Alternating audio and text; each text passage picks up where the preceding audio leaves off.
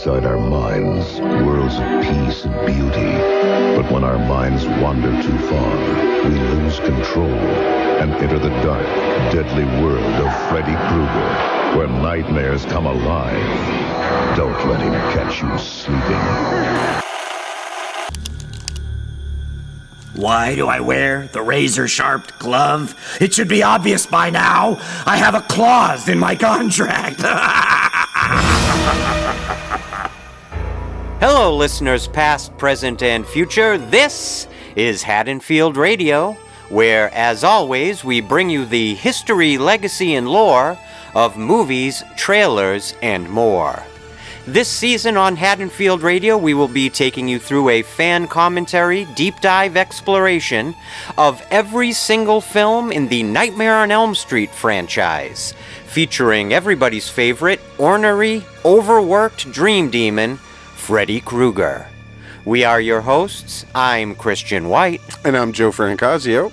And in 1989, a mainstream horror movie was released by a major studio, positioned perfectly before that year's upcoming Halloween weekend, featuring the story of a relentless, malevolent spirit of a long-dead serial killer who was burned alive in order to avenge the killer's heinous crimes, who then returns to haunt, hunt, and kill those that exacted this vengeance upon him. The film's central antagonist, the specter of a deranged serial killer who spits quippy one-liners and possesses seemingly endless supernatural powers while operating under a specific set of arcane rules, is played by a chameleonic character actor who had numerous supporting television and film roles under his belt by the time of the movie's release. The movie I am referring to is not A Nightmare on Elm Street 5, The Dream Child, but Shocker, and it was written and directed by Wes Craven, a man whose name by that point in time had become nearly synonymous with the horror genre, and who by 1989 had made a film in nearly every prior year of that decade. From Deadly Blessing in 1981 to Swamp Thing in 1982, A Nightmare on Elm Street in 1984, The Hills Have Eyes 2 in 1985. In 1986, he directed Deadly Friend. In 87 and 88, he made Serpent in the Rainbow. And now, by the fall of 1989, Craven was set to release Shocker, his latest film, an eccentric satire / mainstream horror spectacle that he directed that year for Universal Pictures, who, of course, boasted some of the greatest horror films of all time in their storied back catalog. Craven had worked tirelessly and nearly non-stop since he entered the Hollywood filmmaking fray in the early 70s, and this latest film, one Craven had a terrible experience making due to incessant studio interference, was clearly being positioned as a shiny new alternative to the latest film from the already iconic franchise Craven himself had birthed and had helped to shepherd over the years, A Nightmare on Elm Street, whose latest film, Nightmare 5, was still quietly plugging away in theaters. The truth is, Wes Craven had spent much of the 80s either running to Freddy Krueger or running far, far away from him, to mixed critical results and financial success. None of the films Craven had made up to 1989, with the sterling exception of A Nightmare on Elm Street, had found the kind of mainstream success that he had experienced through his partnership with New Line Cinema founder Robert Shaye. So, Craven had a lot riding on Shocker, which was released full tilt in multiplexes across in America, gleefully teeing up for Halloween weekend festivities.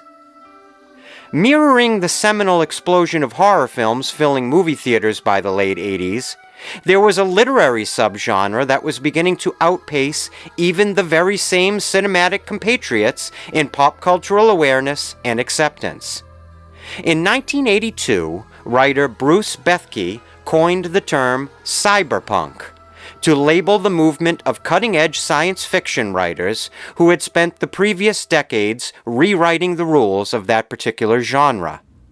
Books like Philip K. Dick's Do Androids Dream of Electric Sheep?, Rudy Rucker's Software, William Gibson's Neuromancer, and Neil Stephenson's Snow Crash, just to name a few, had ushered in a new age of dystopian, emotional sci-fi that had sent shockwaves through pop culture and media, and quickly bled into the movies and television landscape as well, with such films as Ridley Scott's Blade Runner, Katsuhiro Otomo's Akira, and Mamoru Oshii's Ghost in the Shell.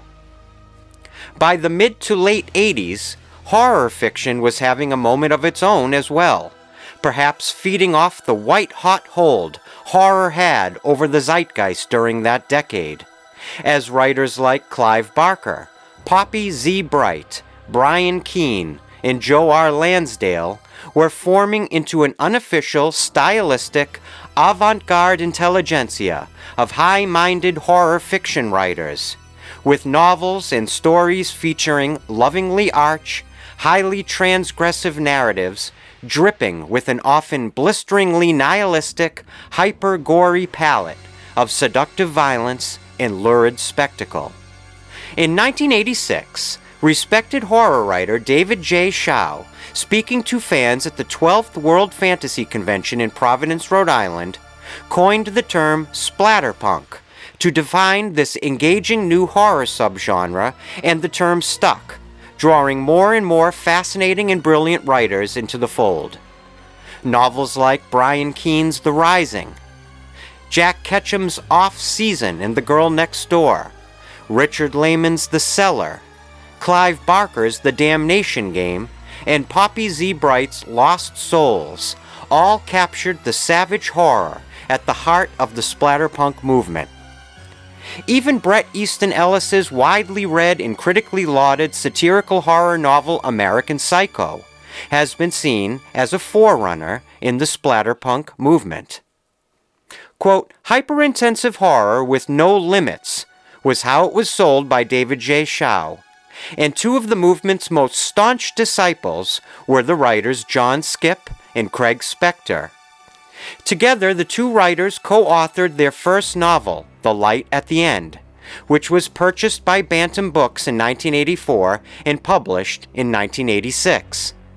The book, a major success, had sold well over 1 million copies worldwide, and that led the duo, as ambassadors of the splatterpunk movement, straight to Hollywood. Screenwriter Leslie Bohm had pitched the general concepts that would go on to become A Nightmare on Elm Street 5 to New Line Cinema producer Sarah Risher as early as during the pre-production of Nightmare 3. The treatment for Nightmare 5 contained themes of teenage pregnancy, childbirth, abortion, and also elaborated on Freddy Krueger's own twisted origins. Robert Shea and producer Michael DeLuca invited the writing duo of John Skipp and Craig Spector to step in and do a page-one polish of Bohm's script, and the direction from New Line executives was to both darken the film's tones and highlight the more visceral qualities of the series that had originally made the first Nightmare such a worldwide success. By all accounts, producer Robert Shea rushed Nightmare 5 into theaters to keep up with the tidal wave of horror culture and competition that a prescient Shea saw as a bubble that could ultimately burst. He wanted to wrench every possible dollar out of Freddy Krueger, even at the expense of film-to-film quality control. Having built a successful career as a second-unit director on films such as Russell Mulcahy's cult hit Highlander, the cocksure British-Australian Stephen Hopkins was hired by Sarah Risher and Robert Shea to helm Nightmare 5, after his Aussie slasher film Dangerous Game had garnered positive notices.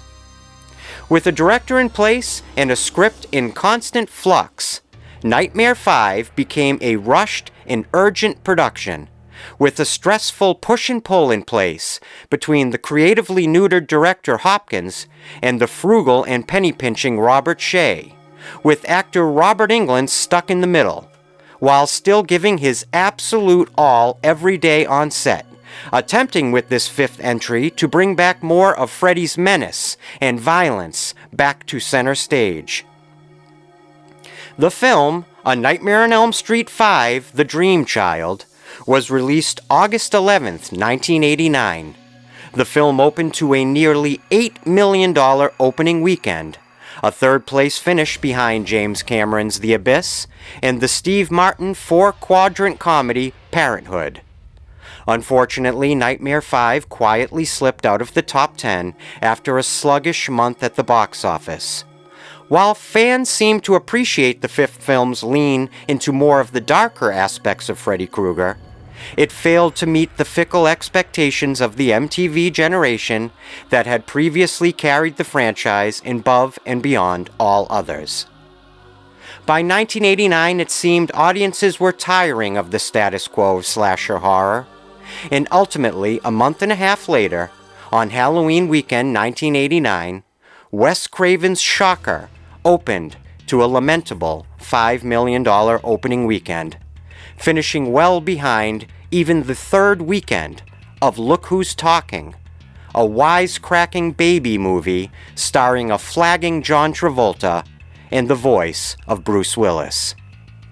Look Who's Talking went on to make well over $300 million that very year of 1989, making it one of the most profitable films of that era. Nightmare 5, on the other hand, finished its run with just under $23 million. And while it remained the most profitable slasher film of that year, it was a far cry from the $50 million take of the previous film. Joe, here we are, 18 episodes into Haddonfield Radio's storied history, and I have to ask you the very same question I ask you at this point in every single episode. So I'm sure everybody's waiting. What are your general impressions of Stephen Hopkins' 1989 sequel, A Nightmare on Elm Street 5, The Dream Child? Well, it's a masterpiece, right? I mean, we can all agree on that. I think that's definitely something we can all agree on. This is the best film in the series. You were just talking about the box office, right? So it finished 48th at the end of the year out of all the films. Now, it was up against some big films, but I think that also tells you the general consensus, and it's pretty much what I go with, that we are heading to the bottom of the barrel at this point. You know, we're almost there. And that happens in any franchise. I don't necessarily look at it as a bad thing. I can't say I'm a fan of any franchise that doesn't have, a point where it goes down so low that they realize that they have to bow out. And that's, unfortunately, that was the result of the numbers generated from this movie. They kind of went, well, if we're gonna do this, then again, we're gonna have to kill off Freddy. We're gonna end this thing after this, and that's what they tried to do. But yeah, I mean, I can find things. Definitely, there's some good stuff. Don't get me wrong, but it is lacking, and I will say it's the same old story. Filmmakers rushing when you don't have a finished script. You shouldn't be shooting the movie. And I wonder if filmmakers have really yet to learn that. I mean, I have never heard of a single movie that did that where you get a great outcome.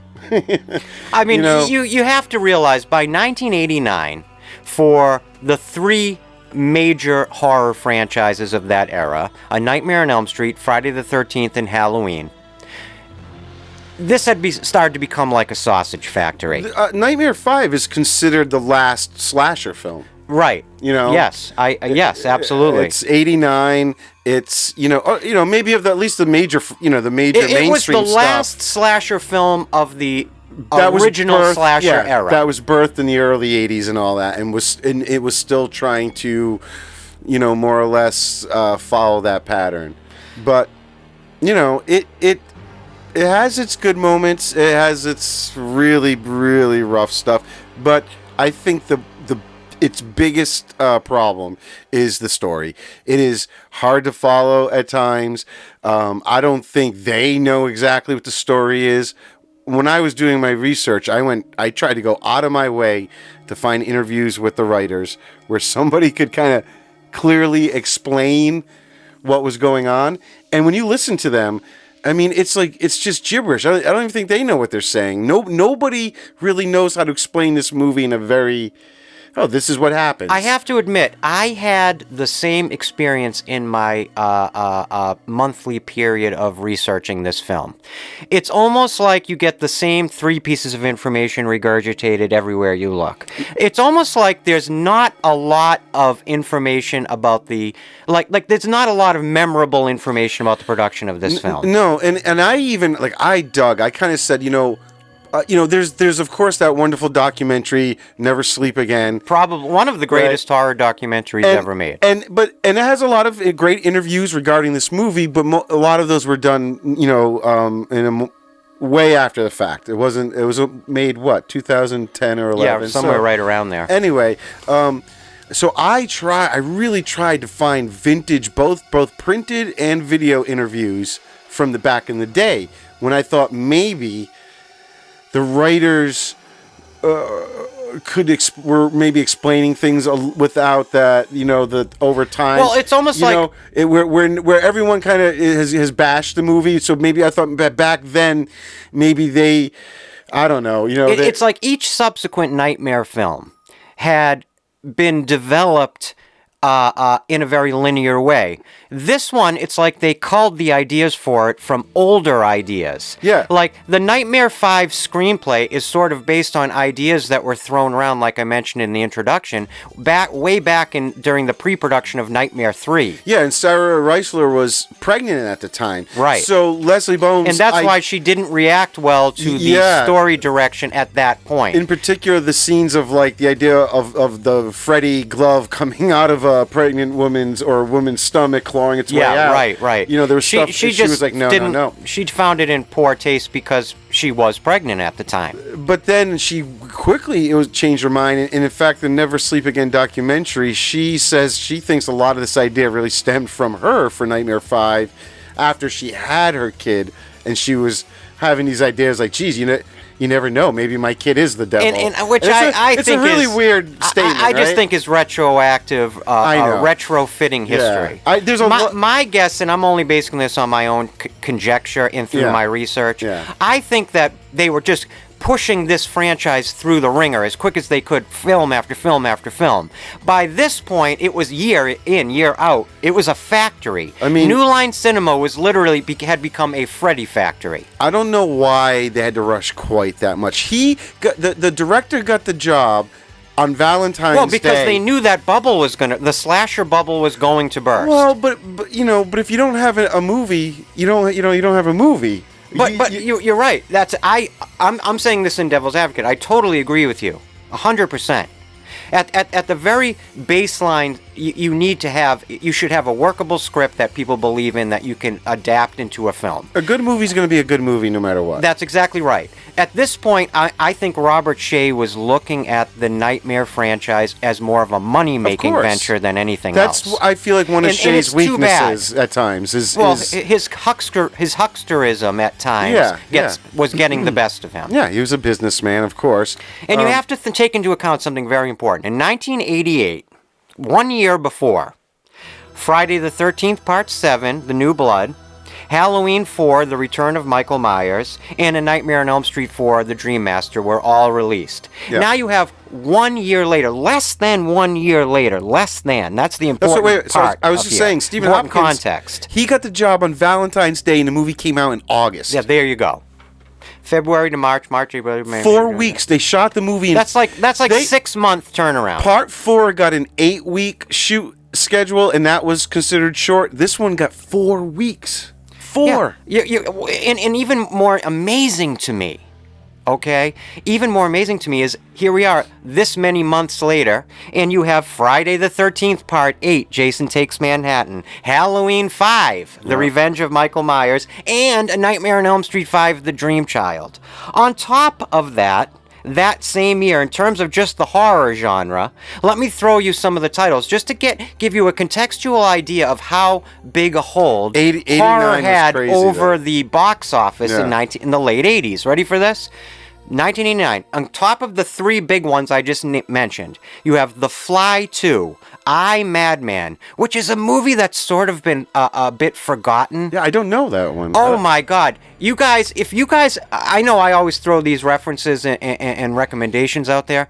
If you guys want to see a great film from the late 80s that, like I just was saying, seems to have been sort of forgotten in the conversation going forward, that clearly deserves to be revisited, it's the movie I, Madman. I, Madman. Look that movie up. Do me a favor. I just don't remember. You have Scott Spiegel's, again, criminally underrated film, Intruder. Scott Spiegel, the movie Intruder, got him, he almost directed Halloween 6, I think, because of that. Okay. Leviathan, one of my favorite sci-fi horror films from that era by George P. Cosmatos with Peter Weller. Pet Sematary. Yeah.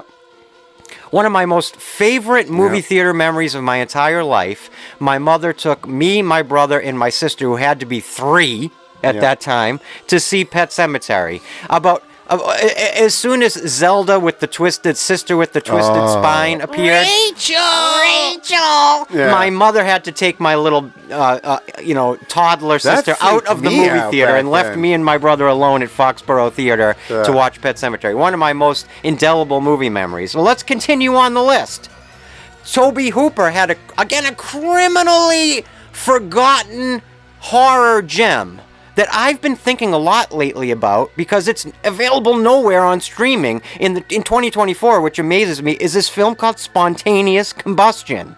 Do you remember this film? It starred Brad Dourif, and it had a very fire-startery plot where either his character's parents had been diabolically kind of experimented on, and now he can kind of make people explode into flames with his mind, or anyone that gets near him, bursts into flames. It was something like that. Starter. Yeah. But it's called Spontaneous Combustion. I wish.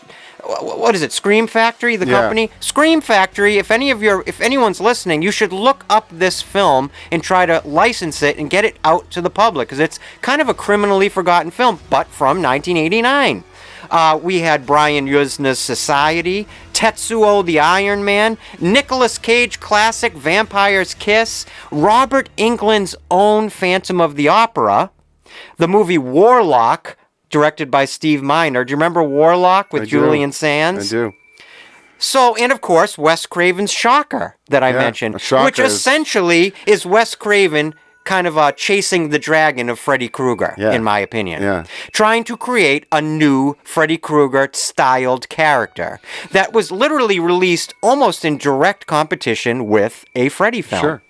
So what I'm trying to say here is 1989 was a year, genre film-wise, that was dominated by horror. And, well, just that whole year in general, the top 10 movies, every single one of them. They were huge. Nightmare 5 almost didn't have a chance unless it was going to be a really, really, really good movie.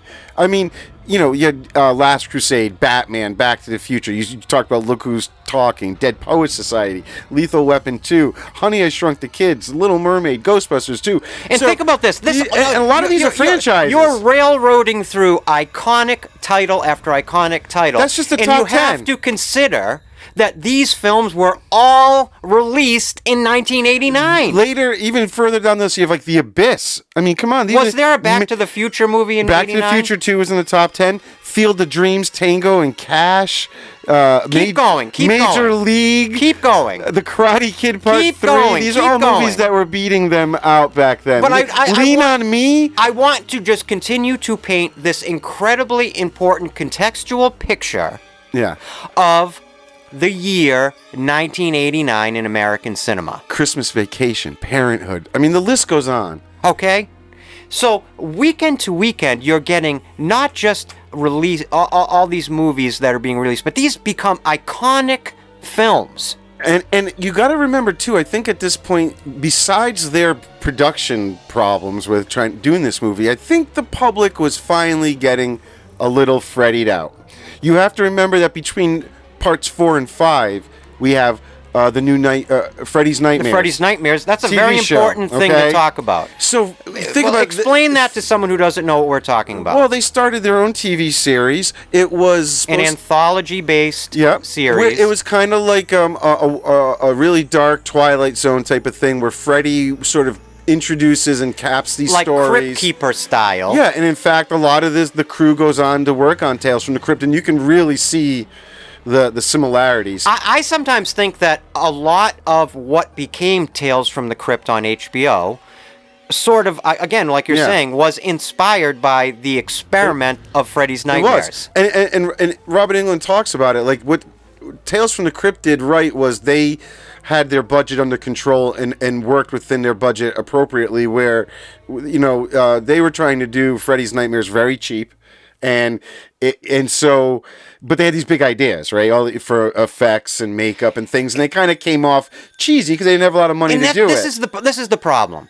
You can be frugal and you can be penny pinching with the franchises, I believe, of Halloween and Friday the 13th, more so than you're going to be able to get away with production-wise on a Nightmare on Elm Street film. The problem is, the difference with Nightmare from those other two is Nightmare became known for these expensive special effects set pieces. Because he kills in a dream world. It's not always like Michael or Jason who's simply stabbing, or you don't need just blood bags prepared. Freddy can get pretty grandiose with his these killings. Films had and beyond that, they had elaborate production design, expensive practical and physical effects work in these Nightmare films, and yet they were working with the lowest budgets of the three franchises. So, that TV series, the first 5 episodes were pretty decent. And in fact, the first episode, the pilot, was directed by Tobe Hooper. Oh, wow. Yeah. I did not know that. And wait, the first episode of Freddy's Nightmares was directed by Tobe Hooper? And it's my God. It's the Freddy backstory. It's Freddy's backstory. Which, again, is sort of, fleshed out a bit in Nightmare 5 as well. Yeah, but this is a little more of like what was going on in the town with the parents and putting him on trial. See, I have no cohesive memory of the TV series. So you're getting, again, unmasked Robert Englund, but in like the Freddy outfit, because it's him before he's burned. And I think they take you, from basically him making his glove, killing, being put on trial, getting off on a technicality, and then the parents burning him. You get that all in that pilot episode. So those first few episodes were good. It was supposed to be a dark series. It was supposed to air late at night. They were supposed to get away with a lot more things than normal shows were going to. But, as time went on, of course, censors became censors, and a lot of stuff was getting cut. They didn't have a lot of money, and it was just, the production values were kind of going down and down and down and down. And truthfully, Robert Shea even says, like, his interest in it kind of, start after the first few episodes, he didn't really oversee it that much. And right. And I think there's even in one of the first few episodes, I think featured heavily in it, if I remember. As an actor? Yeah. Oh, well, that makes sense. Because he was always trying to do, He was like a frustrated director, a frustrated actor, frustrated everything. So, But really quick, it's funny to me also, as just a tangential side note, that Friday the 13th, how these franchises were constantly kind of feeding into each other. Oh, yeah. Friday the 13th also created a television series called, I think, Friday the 13th the series, but strangely it had absolutely nothing to do with Jason. It was almost like an X-Files type show. And Freddy's Nightmares sort of became that. Yes, the first episode dealt with Freddy, but after that, it was sort of these standalone things, and where it would just be you'd get Robert Englund at the in the opening teaser of the episode going, "Hey kiddies, here's a twisted tale about blah blah." And I think he did pop up here and there, because they knew that you had to have Freddy. I believe, and I could be wrong. I believe that Robert Englund may have directed somewhere in those first episodes. He directed a pretty. Violent, sexually violent oriented one. They did go pretty dark at times. Do you happen to know un-PC for now? Where nowadays. did it air? Do you know? Jeez, I don't. I want to say it was probably something like Fox. Let me look it up. Back then, late at night or something. But so I think it was just regular TV. It wasn't like, was it HBO? I don't know if it was a paid. I'm looking it up right now. But so you have to remember that it says it was just in general syndication. I think it was just regular TV. It was in general syndication, which means it probably appeared in various different networks and various different regions. And that's why they got censored, I think, so heavily. Yep. Because they had to make it safe for a lot of different, areas of the country. I think so Freddy was getting a little played out. I think between the albums that Freddy Krueger was releasing, or Robert Englund and Robert Shea were releasing, the Freddy record albums. Yeah. Featuring Freddy Krueger. Freddy's Greatest Hits, right? Isn't it called? I think it is. Yeah. Between that, the MTV generation, all the way it bled into pop culture through MTV in the last few films. Through the roof. Merchandising, TV show. I think you have a classic situation. And it's ironic because it's something you see in franchise movie making now. Oh, yeah, it does where happen all you the time. have a franchise hyper-extending itself to the point where it's now just quantity and not quality. Star Wars, all that stuff. But this is at a time where franchise filmmaking was sort of finding itself in Hollywood. We now take it for granted in the 2020s. Franchise fatigue.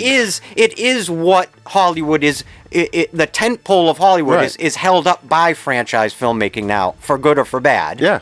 No, in terms of economics. Well, no one can come up with anything original. They have to keep going to their franchises. But the era of the 80s, 70s, and 90s, this is where that a lot of this was built. This movie-making principle of franchise filmmaking. This is where it started. Yep. So they were feeling their way through it. So you do have to give Robert Shea a lot of credit, because he was sort of feeling his way through franchise filmmaking at a time where, and he had a character that really had penetrated the zeitgeist of pop culture. Yeah. Even more than Michael Myers or Jason. One thing I meant to research and I didn't. It was I was curious as to what else New Line was producing at the same time. Was there anything else big that maybe Robert Shea was a little more focused on? I would have to look into that. Yeah. But I think at this point it was the Freddy Factory. Yep. And they did lose a big producer. Who directed Part 6? Rachel Talalay. So Rachel Talalay basically stepped away. Now, Rachel Talalay had started basically as almost like the assistant/apprentice to Robert Shea. And then she sort of worked her way up to be the quote-unquote right-hand man to Robert Shea. She was a opening credits producer, opening credits level producer for Nightmare 4. Yep. Now, what happened in Nightmare 5? So she got asked to produce the movie Crybaby. With Johnny Depp, the John Waters film. And she had just done 3 and 4 back-to-back, and she says, basically she was just burnt out on this stuff.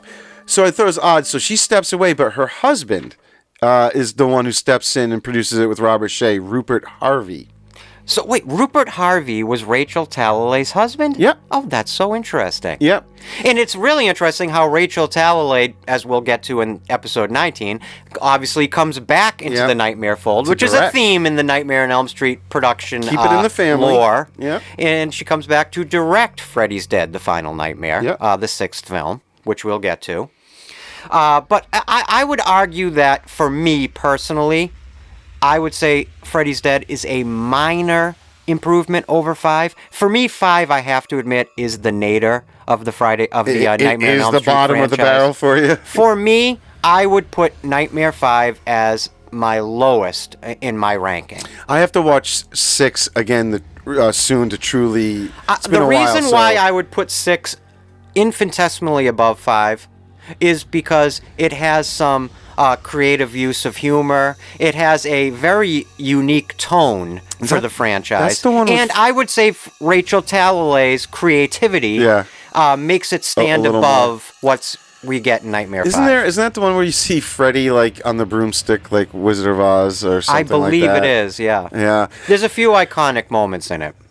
I want to talk a little bit really quick about, there are some interesting anecdotes in terms of the development of Nightmare 5, in terms of some of the interesting creative people who came and went during the pre-production phase. A couple of which, one was one of my favorite comic book artists and writers of all time, Frank Miller. Yeah. Frank Miller, apparently, who, let me just, for those of you who might not know, he is the creator of the comic book series and movie series Sin City. Yeah. Also, the movie 300, very famous, iconic film, was based on Frank Miller's work.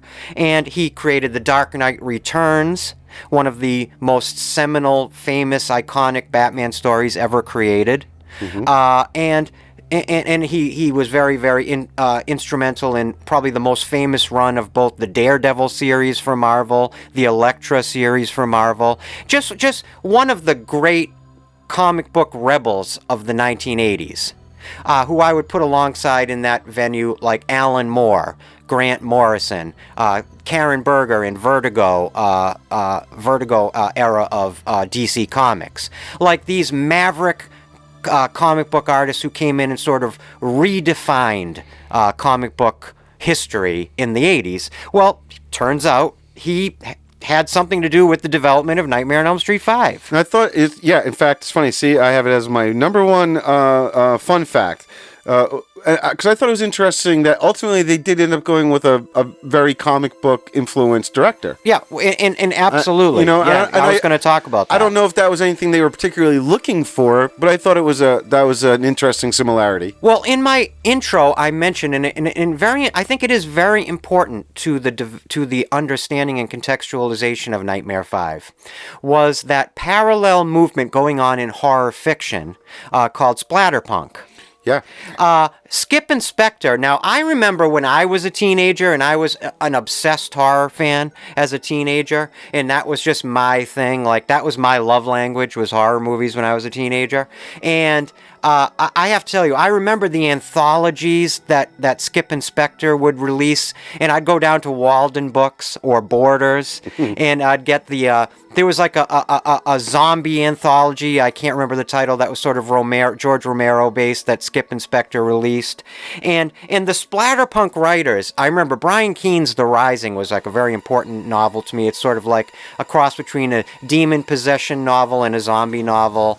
And of course, Poppy Z. Bright, one of my favorite horror writers of all time. I've mentioned this before on Haddonfield Radio, but I would say, if I had a passion that's even above movies, which is hard to believe, I've been a huge, I would call myself like a bibliomaniac. God. Like, I've got like a book obsession. You read more than anybody I know in my entire life. And even beyond that, just collecting books as physical objects. But what's more amazing, and there's just certain people, and I don't have this type of brain, you watch movies and read books and really somehow retain the details. It's the only realm in my entire life where my brain functions properly. And you're not like, it's not like always like something you've seen 100 times. You've seen something that tends to just stick. The director, the writers, the actors. I have very good filing when it comes to books, movies, and TV. But everything else in my life is an effing mess. I will watch that movie. I will take in those names, and then a week later, I've seen a few more things, and so whatever I saw a week ago is just gone. It's just gone.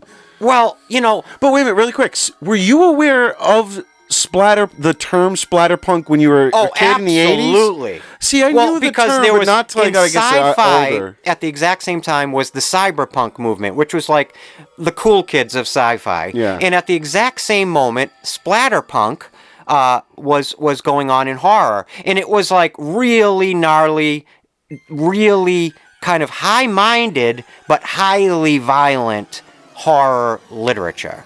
And I, as a kid who was so obsessed with horror movies, what happened is, this is pre-internet, so you just want to absorb so much horror that beyond movies, I started going to the horror section at the bookstore.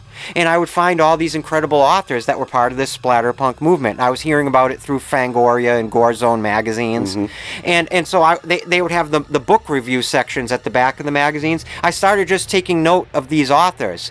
And then you would start to see some of them start to filter in the credits of movies, like John Skipp and Craig Spector, who come in, they take Leslie Bohm's script, and they sort of kind of give it a splatterpunk polish. And I think it's important because you can absolutely see it in A Nightmare on Elm Street 5. Well, it's funny. So, you were talking about David Shaw and how he coined the term. He coined the term splatterpunk. And fun fact, he coined it in Providence, Rhode Island, where we are recording this, basically right now, right here, the home of splatterpunk. But so when they hadn't picked a writer yet, right? They did basically a huge cattle call like a wide net search for specifically splatterpunk writers, which is where they had got that. John Skipp and Craig Spector, they got the job from that. Now, David Shaw, he also presented a treatment. But he was the only one for Nightmare 5. Yeah, and it had that cool idea of the coma pit, which was where this one place that Freddy. Wait, it was called the coma pit? It had a place in it called the coma pit. Oh, okay. In the story where it was like the one place Freddy was afraid to go, and it had some really cool ideas, but he didn't have a full script, so he basically lost, because of that. But then they ultimately bring him back in towards the end to help polish the dialogue and everything. And then even after he comes in, they still have Stephen Hopkins, the director, and the producer Mike DeLuca still come in and give the script one more go over. So you have like the original Leslie Boehm sort of Genesis idea that was presented back in like Nightmare 3, and then they give it to like John Skipp and Craig Spector, and the story was that their script read like a Stanley Kubrick movie, and even the producers were like, "Geez, this is very Stanley Kubrick," and they're like, "Yeah, it's great, right?" And they're like, "No," and they fired him.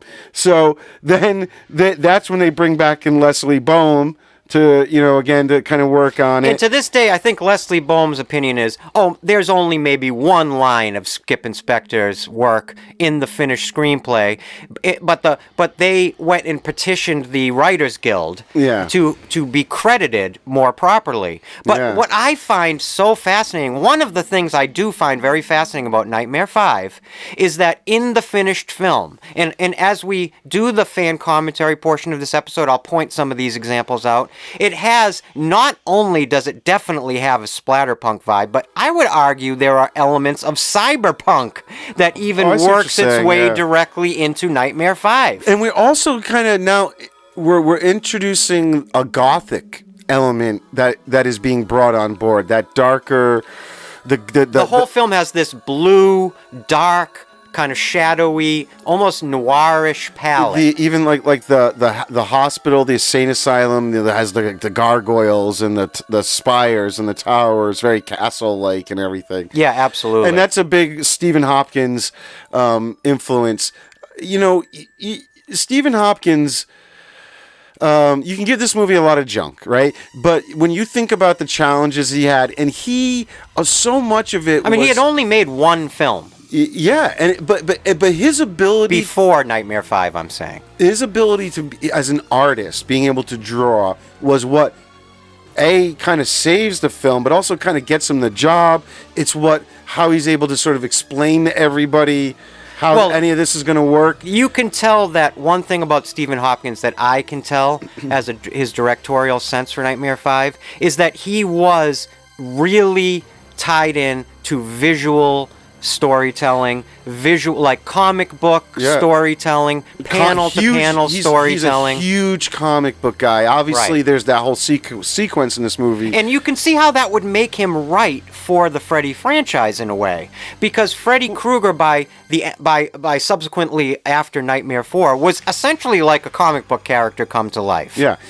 And I think for people who didn't have a clear idea of what the story was going to do, but they wanted to get it into production. Dream imagery and Stephen Hopkins pulled a George Lucas. Basically, he walks in and gets this job by having all this amazing artwork that he did, where he's saying, this is my idea. This is how, he could give them the visualization of these things.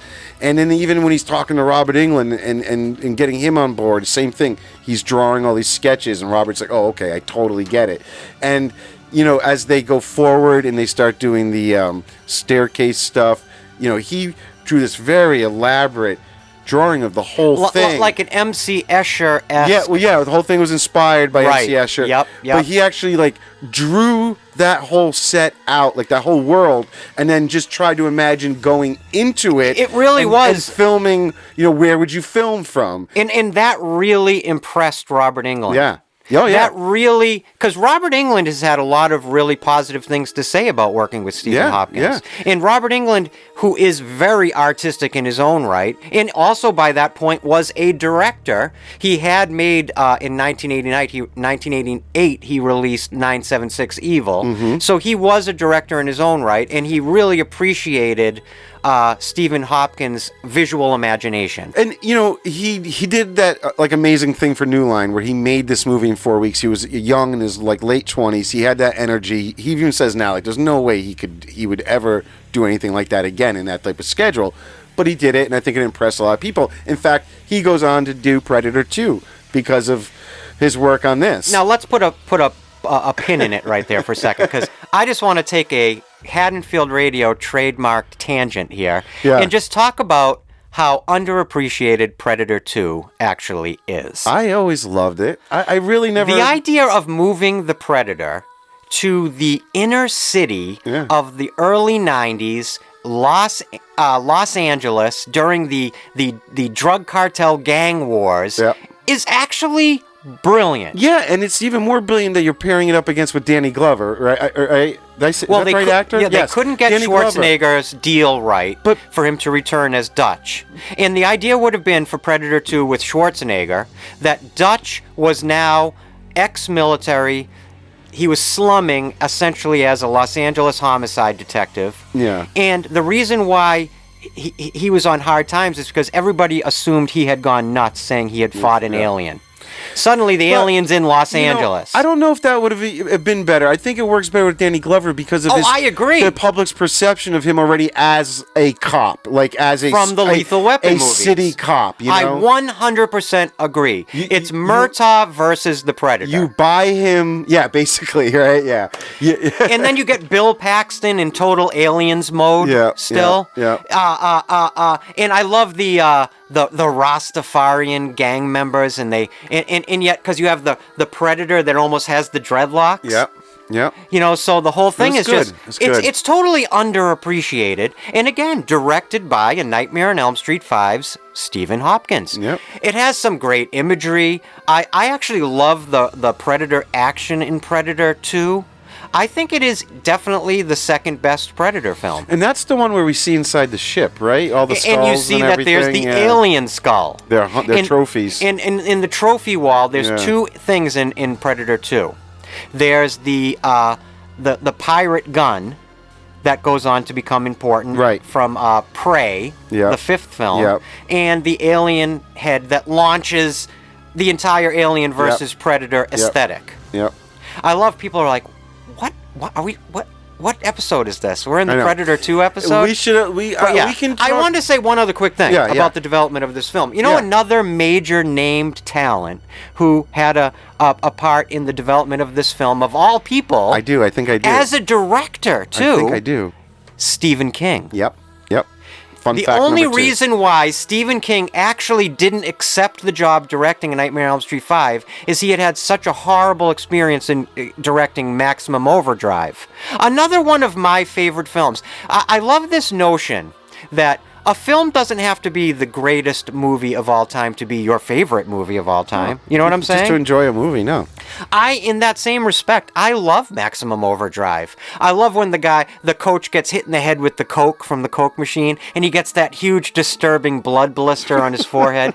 Or the kid gets run over by the steamroller. Maximum Overdrive. Good effects in that. I mean, like makeup stuff. Stephen King was so famously blown out of his mind on cocaine filming that movie. Really? I didn't know that. There's actually a blacklist movie script out there that has almost been made a few times about the making of Maximum Overdrive because Stephen King was so blown out of his mind on cocaine and so completely lunatic from coke, directing Maximum Overdrive, and all you have to do is watch Maximum Overdrive once, and it's like a coke-fueled nightmare. from beginning to end. And him and Emilio Estevez were like blowing rails day in and day out, Was he night writing in and books night at out. this time too? He was at his height as a writer. Oh my God! I honestly Stephen had King, no idea he had a point, coke habit. By the point of Maximum Overdrive, Stephen King was so famous as a horror novelist that they just said, "Go ahead and direct a movie. Do whatever you want." Well, I mean, you would think that would, on paper, that sounds like a good idea. Oh, Stephen King, you like horror movies? Well, go ahead and here's $20 million to make one. Yeah. And he was literally blind from snorting so much coke. I love it. In his Coke bottle glasses at that time. And the movie was such a mindfuck, that he said, well, I can't direct another movie. And he never directed another film. That's like there was the stories of Robert Englund doing lines of coke off the blades, the Freddie blades with the band that did Dokken. With Dokken. When they the were doing the music Christian video. rock band that scored the famous iconic song Dream Warriors. Yeah, they from got Nightmare 3. they partied, baby. You had if you were a hair metal band in the 80s and you weren't snorting lines of coke off Freddie's finger blade, then you hadn't made it. Another quick thing is what were we just saying? Because I was going to say one other quick thing, and now I've totally lost my train of thought. Do you have any other quick things? Not quick things. I think we should probably get to the movie, and we can continue talking about what we have to talk about over the movie. Yeah, I think that's a great idea. But before we do that, I always like to take a minute just to say, on behalf of Joe and myself, in a very sincere way, I just want to say how much we appreciate you taking time out of your busy life and your busy schedule to support our creativity here at Haddonfield Radio. We literally do this show and this YouTube channel and this Spotify page simply because Joe and I, we are huge movie fans. We love talking about movies, and we wanted a venue where we could reach out to other movie fans. And we have met so many amazing, talented, brilliant, thoughtful, kind people through creating this series for you guys. And we couldn't appreciate you guys more for supporting us and supporting our episodes and our vision here at Haddonfield Radio. We always say, and Joe will back me up on this, I think every single episode we've made this point, we are not experts. We are simply fans, just giving you our perspective on these films. So if you have something you want to add, something that we miss, something we get wrong, a fun fact of your own, please leave it in the comments section of this video. We read every single comment, and we love seeing new comments. One of the happy places for me in the world is when I just lay there in my bed and check for new comments from episode to episode. I love reading all the amazing information you guys bring to the conversation, and I just love it. And I love hearing where you guys are listening from. Are you in England? Are you in Georgia? Are you in Russia? I love hearing that. Korea. I love hearing that. So I don't think they let us in our channel play in Russia, by the way. Well, then you're not in Russia, or probably not in Korea for argument's sake as well. But I just want to say we love you guys and we appreciate you guys. You mean the world to us, and we enjoy reaching out to you with these episodes and getting to know you. When we're down here in Joe's basement in front of these mics, we always imagine you guys down here with us. So thank you on behalf of Joe and myself. We love you, we appreciate you, and we wouldn't be doing this without you. Yeah, thank you guys. Don't forget we have, a whole nother series too that's out there at Trailer Park. There's a lot of content out there. And speaking of Trailer Park, in our most recent episode, as of the point where we're recording this in March of 2024, Joe actually personally met one of the authors from the splatterpunk movement. And that was Clive Barker. Yeah. Literally one of my favorite writers and authors of all time, Clive Barker. And Joe had an interview with him. In his office. If you want to hear that story, anecdote. When I was working on Space Jam. Trailer Park Episode 9, where we cover the Scream franchise. If you check that episode out when you're done with this one, you can hear that anecdote, and you can find out why I call Trailer Park Episode 9 the, quote, Space Jam episode. If you want to find out why I call it that, check it out. Yeah. Or if you're back there checking out those, check out episode 6. We cover the Evil Dead franchise. Yeah. We also cover all of the Halloween franchise trailers. And actually, the series is sort of a backdoor for us just talking about lots of different movies. Yeah. So if you like this, you'll like that. And one other quick thing. If you would like to listen to audio-only podcast versions of these very same Haddonfield radio episodes, you can find them over on our Spotify page. Just head over to Spotify and search Haddonfield Radio Podcast, and you can find audio-only podcasts of all of these episodes. There's also links right at the top of our YouTube page here for both our Instagram and Spotify. Absolutely. And if you want to ever join our Instagram conversation, our Instagram page, we have a lot of really fun comment threads there you can take part in. We have a great community we've built over the last couple of years there. Just go on to Instagram and search Haddonfield_radio or just hashtag Haddonfield Radio, and you'll find us. So with that said, I think it's about time we get to what you're here for. Yeah, everyone can come back from the bathroom now, and we're going to start the movie. A Nightmare on Elm Street 5, The Dream Child together. There's still a lot to talk about, a lot of fun facts. Yeah. A lot of great lore. Some whining, whining. As always, even though Joe and I might seem critical about Nightmare 5, I know every film, it's somebody's favorite film, sure, right? Of course. And I know, in my research, there's a lot of people out there who love Nightmare 5. Yeah. And also, I find it interesting that it's part of what I consider like an informal Nightmare on Elm Street trilogy. Well, yeah. That I call the Dream Trilogy of Nightmare 3, Dream Warriors, Nightmare 4, The Dream Master, and of course, Nightmare 5, The Dream Child. Sort of, those three movies have this sort of little storylines and characters that carry through that kind of make it to me an informal trilogy. Yeah. So as far as that's concerned, I find it an interesting entry in the Nightmare franchise. So even if we're critical, we still love all these films, guys. Yeah. We love all these films. How can you not have fun watching Robert Englund being Freddy? Yeah, no matter and we're going to get into Robert Englund. We may not have discussed Robert Englund yet, but believe me, we're going to get into his performance. So with that said, anything else? No, let's do it. All right, let's jump into Stephen Hopkins' 1989 fifth film, A Nightmare on Elm Street 5, The Dream Child. Now, I thought it's interesting. We're about to get a credit sequence, right, where you see the bodies. And there's two things going on. First, you can see that that blue filter, a very late 80s sort of film look that was used a lot, this hard blue light thing. But also, ironically enough, it's used most prototypically by James Cameron, right, who's filmed The Abyss, opened the same basic weekend as this. And I think there was, I think they had a decent relationship with Cameron, the New Line guys and him, and they were always around the same areas together. Well, I'm sure a lot of these people from New Line probably came up like he did through Roger Corman, right, and through independent, genre cinema.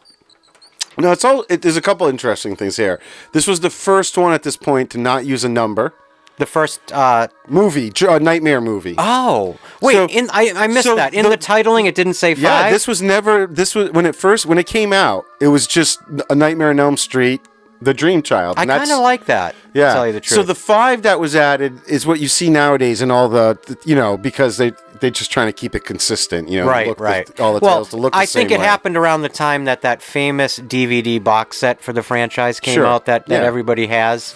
And you got the blue filter. Also, the male body actor here is not Dan, the guy who plays Dan in the movie, but it's actually the male actor who ends up playing Super Freddy later in the movie. So it's like a stunt performer. Yeah, well, Mike Smith was his name, and so he got to do the body double stuff. Now, do you have 1 page of fun facts or 2 this time? I have very little. See, that's the thing. I kind of got that sense. We already kind of went through a lot of it in our opening here. Yeah, we burned a lot of our good stuff for the opening there, but what are you going to do? And it's also interesting. Well, here is a fun fact, though. Lisa Wilcox, right, who plays Alice. Alice, sorry. Her credit is here in the beginning, but they forgot to put her name in the credits at the end of the movie. Wait, whoa, what? Yeah. Wait, to this day? Yeah. Because probably due to strange kind of bizarre contractual agreements, they probably can't alter them. Yeah. I think it's just, Oh my they're not God. going to spend money to change all their copies of this movie out there in the world. I see what you're saying. Maybe they can change it for a future release, but Now, of course, Nightmare 5 picks up on characters that we've been following now since Nightmare 4.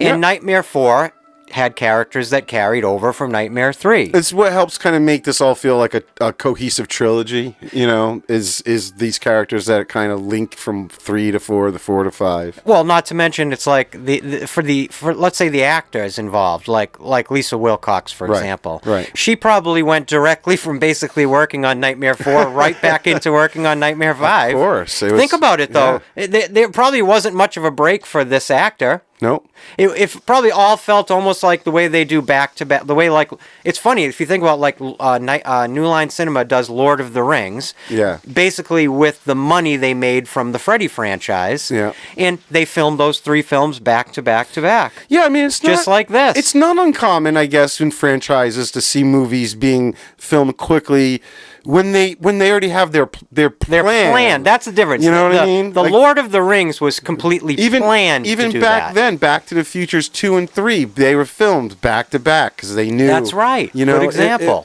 These things have happened before, but they knew exactly what they were doing. They didn't have an ending to this movie almost until they were shooting the ending. No, Robert Shea clearly wanted to milk as much as he could out of the Freddy Krueger mania while he had the opportunity to do so. And I don't blame him. As a business person, entrepreneur, yes, he had created something. Now, of course, when something also crosses into artistic lines, whereas Nightmare on Elm Street's not just a product, it's a series of films. That's what gets me, is that they couldn't recognize how different of a place they were at here. They didn't have a script. How could he be moving them? They had no idea. Well, the idea that the Nightmare franchise would be coming up with like set pieces and then building a script around it certainly wasn't new for Nightmare 5. No, you're right. They sort of did this in part 4, same thing where they already had effects stuff going before the director was hired, right? But at least they had more time to make the movie back then. This one, they tried to do the same thing, but even gave them less time to do it in. Well, I really think, if you think about some of what we were talking about in our conversation leading up to this commentary, I think the push was, let's just enable this film with so much style. Well, yeah, I mean, to make up for the fact that we just don't have the amount of substance we need to match the previous installments. This is just like a series of sequences where they had these ideas for sequences, but they just didn't know how it was all going to go together. However, using 15 minutes to retread, essentially stage Freddy's origin, I think, to me, is sort of screams in a cynical way. Like, it kills 15 minutes of time, and it doesn't really propel the mythology forward in any remarkable way. It gives us a little more idea of what's going on with Amanda Krueger, you know what I mean? And what happens from her, so that you get more backstory. What makes this scene really fly is Robert Englund. Yeah, I mean, he's playing Freddy's dad, essentially, here. But Robert Englund really shows how, even as a small kind of, not a big guy, look at how frightening and intimidating he can be. Yeah, he loves this scene. He thinks it's one of the best because... I do, too. I agree. If you looked at that shot, the camera starts low and then comes up to these guys. So it was this little camera on a wire. And he talked about how he loved that he was just down there with all these extras. There wasn't all this casting crew, cameras, all the stuff set up in his face. And it was like, it felt like this, and even Lisa Wilcox says same thing. I mean, you're in a room with a bunch of these guys, and they're dressed like this and everything else. Even though they're actors, like, it is intimidating. Like, look at Robert Englund. No matter what with this franchise, even at this point, that for me is kind of the low point of the franchise, I still have absolutely nothing critical to say about Robert Englund's performance. No. Okay, maybe it's not his performance, but later in the movie, I feel like I can really criticize what they're doing with him. I think the editing all through here is really good. Yeah, now this whole jump scare sequence here, nightmare sequence, I think is actually executed beautifully. That scene was supposed to go a little longer, and he was supposed to say a line to her, something like, "There's no such thing as safe sex," but they cut it out. I'm just so glad they did. Yeah. Because I actually think that little sequence there really feels like what worked about even the first movie. Yeah. There is a real frightening feeling to that sequence in its editing, and especially in Robert Englund's kind of subdued performance there. Yeah. Some of the bright spots in this movie that I feel like are the editing, the cinematography at times absolutely. is beautiful. The way things are lit sometimes looks really, really nice. But hiring guys like Skip Inspector to kind of just ladle in all this style, and then bringing in Stephen Hopkins, who is a visual director. And he brought that gothic aesthetic to the movie, too. And again, it does do a very good job as standing on its own in terms of its stylization. Yeah. Like the stylization of Nightmare 5 actually really appeals to me because it reminds me of that period of horror. Yes, but it does at times feel a little out of place in this world. Here's the thing. Here's why it feels out of place, in my opinion. Because even though this obviously isn't part of a trilogy, Part 5, even though it's supposed to be concluding storylines that carried over from Part 3 and Part 4. Yep. And I think the problem inherently is it doesn't conclude storylines. It creates all brand new questions. It does. See, I feel like this is, again, this isn't a bash on Lisa Wilcox, the actress. This is more about the character of what they're doing with her character.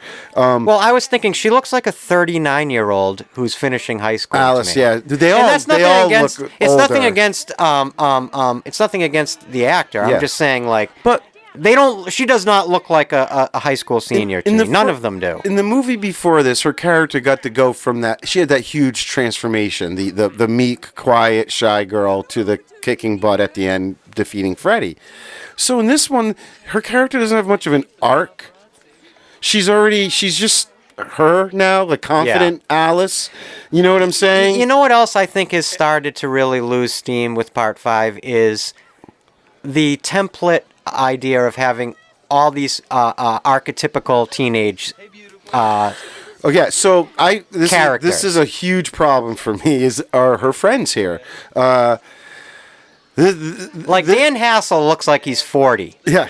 Yes, but I don't mind him because he's from the last movie. It makes sense. No, I don't mind him either. I'm just saying these new friends. It's sort of so in your face. It's like we're just doing the same thing by, having a group of high school friends together. These particular characters, and this is not a dig on the actors. This is more about the writing and the characters. They're forgettable.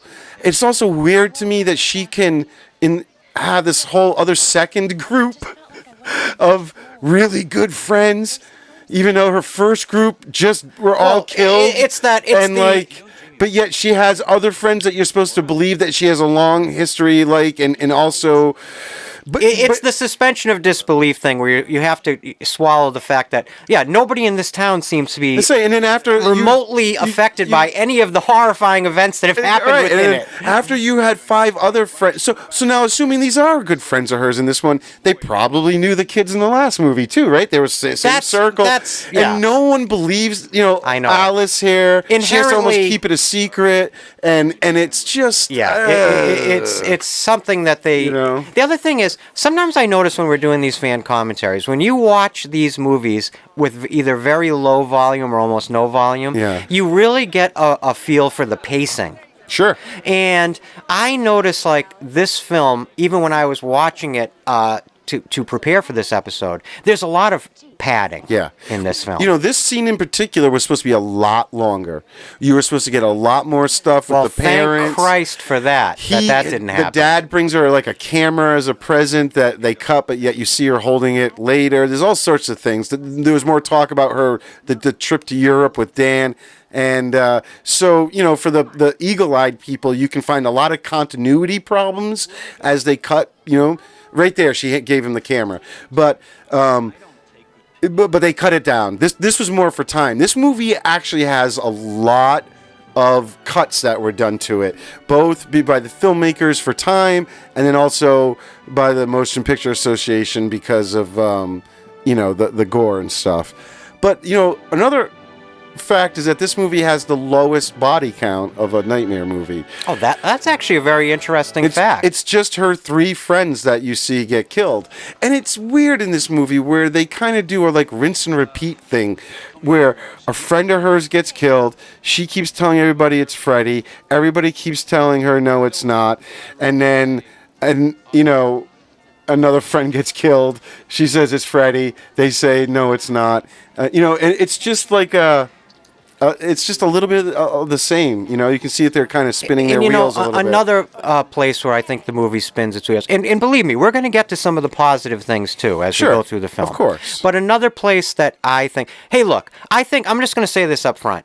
Even the most die-hard Nightmare on Elm Street fan that might be listening to this or that's out there would have to admit that this film just doesn't live up to the potential the Nightmare franchise has. I think that's the general vibe. Really quick, though, right here, the kids singing the famous Freddy song, they changed the last line.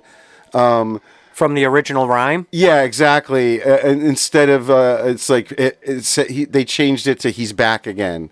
Oh, wow. Yeah. All right. Well, there you go. Instead of Freddy's coming for you, he's back again. Yeah. You know, the other thing about this is that where I was going to say that's kind of spinning its wheels, is in the themes. Whereas all the Freddy movies we've talked about this in the previous episodes, all the movies have like a lot of social subtext and themes. Yeah. Like, think about now, when you look back at even a film like Nightmare on Elm Street 2, how well those psychosexual, subtextual themes are kind of woven into the film.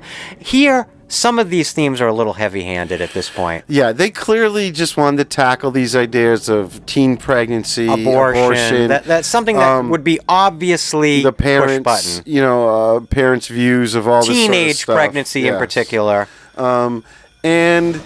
But they didn't know how they wanted to approach it. They just sort of seemed to want to put it in there. Think about even later the scene where... But what's so perfect is there's that gothic aesthetic right there. It almost looks like something out of a Tim Burton movie. It does. What's so interesting to me is you have almost the perfect vehicle for it in the idea of Freddy's origin, in the idea of Amanda Kruger pregnant with this evil, the bastard son of 100 maniacs, that if she had terminated her pregnancy, none of these events would have taken place. There would never have been a Freddy Krueger. Right. All right? So you automatically have the perfect vehicle for these themes to juxtapose against Alice's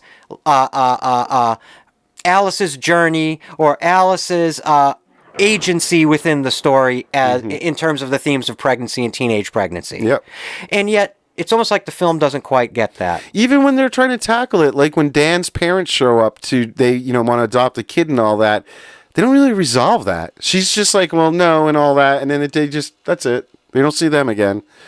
You know, Joe had said, it's funny, the baby carriage must have been a multi-million-dollar effect considering how often it's used in the marketing of Nightmare on Elm Street 5. It's in everything. It's just a cool, arty little, I think, piece of production design that they chose to use to be symbolic of... Yeah. Nightmare 5's idea of the dream child. The first trailer for this movie that came out, the teaser, was just like basically that carriage, and then at the very end you see the glove pop out of it. It's in all of their commercials and posters. It's in the music videos that the other artists were doing for this. I mean, they used it, and later on it comes back. She stabs Freddy with it. It's amazing how much I would argue used this right here is a very comic book-y vibe, like the aesthetic of this sequence right here. Sure, yeah. Yeah, I mean, all this stuff is I'm not saying bad, but it's not typical for Nightmare. You know, but yet it's so late 80s, just American cinema stylization. But yet at the time of 1989, you weren't saying, wow, this film feels very late 80s. Yeah. You know, so it was just of its time, you know. So now this is where you can kind of start getting lost when you're trying to figure out what the F is actually happening. Where is she? Is she dreaming? Why is she here? 1 second she was Amanda Kruger, now she's not. You know, it's obviously it's like Amanda's trying to communicate to her the story of what happens here. You know, and I don't know, the idea that she can, you know, I think what we see is some weird dream. We're unsure if they're dream sequences or not because of Alice's ability to see into past events. Well, she also, you know, can bring people into her dreams and go into the dreams. Right. Kind of has control of that. Where in the past movies, you kind of have to fall asleep. You know, and is this literally supposed to be?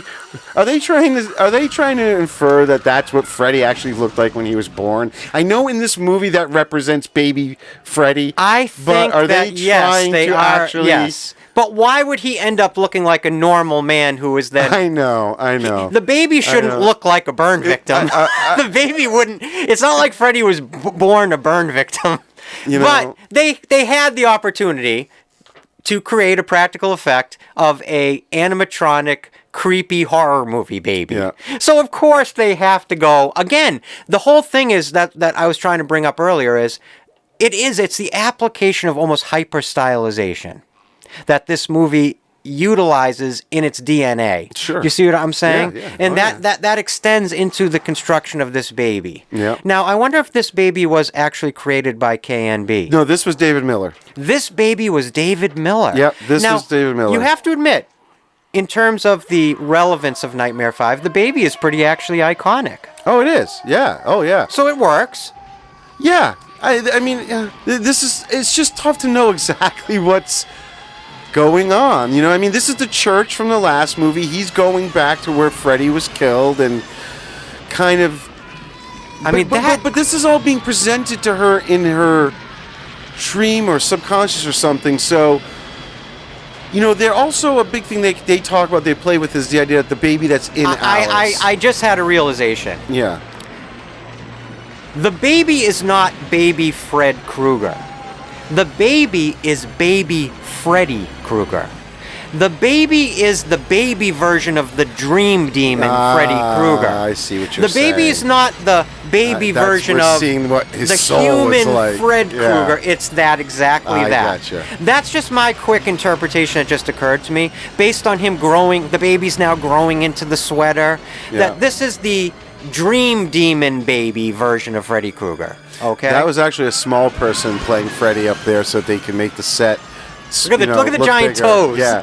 Well, it's supposed to be like a weird, like he's still morphing into Freddy. This whole thing is weird. Can I just talk for a minute when it comes to really frightening babies in movies? How about the Larry Cohen film, It's Alive? Do you remember? I'm going to pull up the picture of the baby and you'll know it. But, you know, they're also in this movie, they're really trying to play on the idea that through the baby that's in Alice, the baby is always in a dreamlike state. Oh, yeah, that's horrifying. I'm showing Joe the image of the baby from It's Alive. It's actually a series of movies. I actually really love creepy baby movies, and that's one of the best. Well, put this one up there, I guess. How weird is it that I was talking about in the introduction about Look Who's Talking, the John Travolta movie, also about a baby. Yeah. Nightmare on Elm Street 5, about a baby.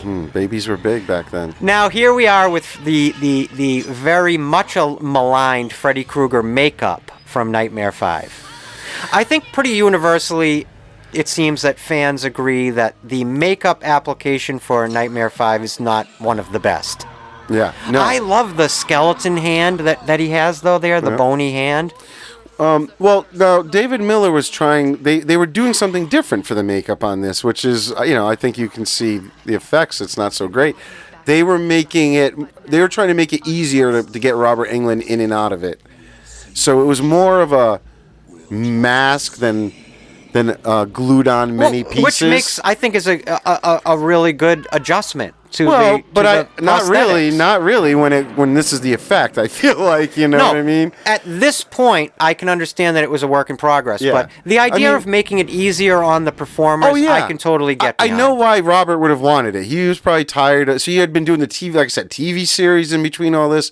He probably wanted to make this easier on himself, and I get it, but it just doesn't work. Yeah, because again, it's just another example, sort of like cutting corners. Yeah, and I think it varies, and there are moments in the film it looks okay, but a lot of times in order to meet a rushed production schedule. But there's no more, like, they just kind of give you Freddy now in these movies. There's no crazy reveal. There's no keeping him in shadows. There's no, there's not much left to reveal, and so you just kind of get him just full frontal, like it's just, they don't.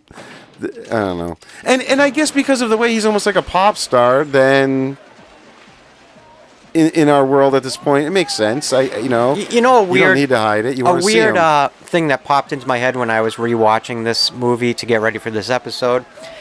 Some of the lighting in this film, I actually think is kind of cool. Yeah. And if you look at the lighting in Samuel Bayer's 2010 Platinum Dunes Nightmare on Elm Street, I feel like maybe they were sort of inspired by the look of this film because they used some similar lighting setups. Okay. And if you look at that 2010 version and look at the lighting and then look at Nightmare 5, tell me I'm wrong. The lighting actually is I even went and looked at some scenes on YouTube just to double check. Yeah. It's weird, but I like the lighting, and like, again, you mentioned the cinematography in Nightmare 5. Yeah. I think there's some really cool stuff. But again, just none of these characters are memorable. And a lot of these scenes just feel like caricature of teenage 80s youths. Yeah. And it just feels like filler to me. Yeah. They're trying to do that thing where it's a group of friends who are all very wildly different from one another, but yet they're best friends.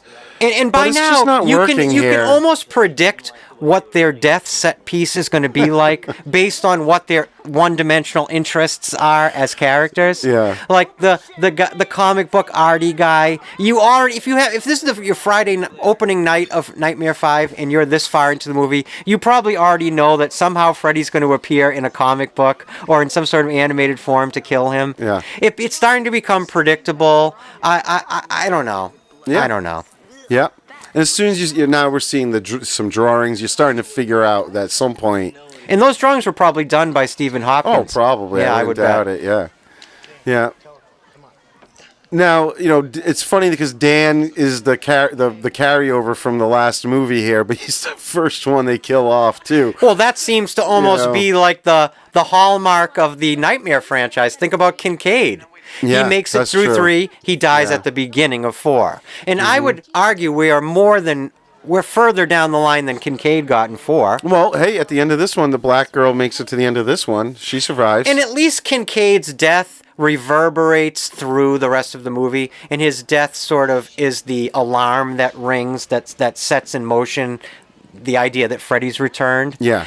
Some of the deaths in Nightmare 5 are they just feel inconsequential to the story. Like, the characters don't have any agency, and therefore they have no connective tissue into the narrative.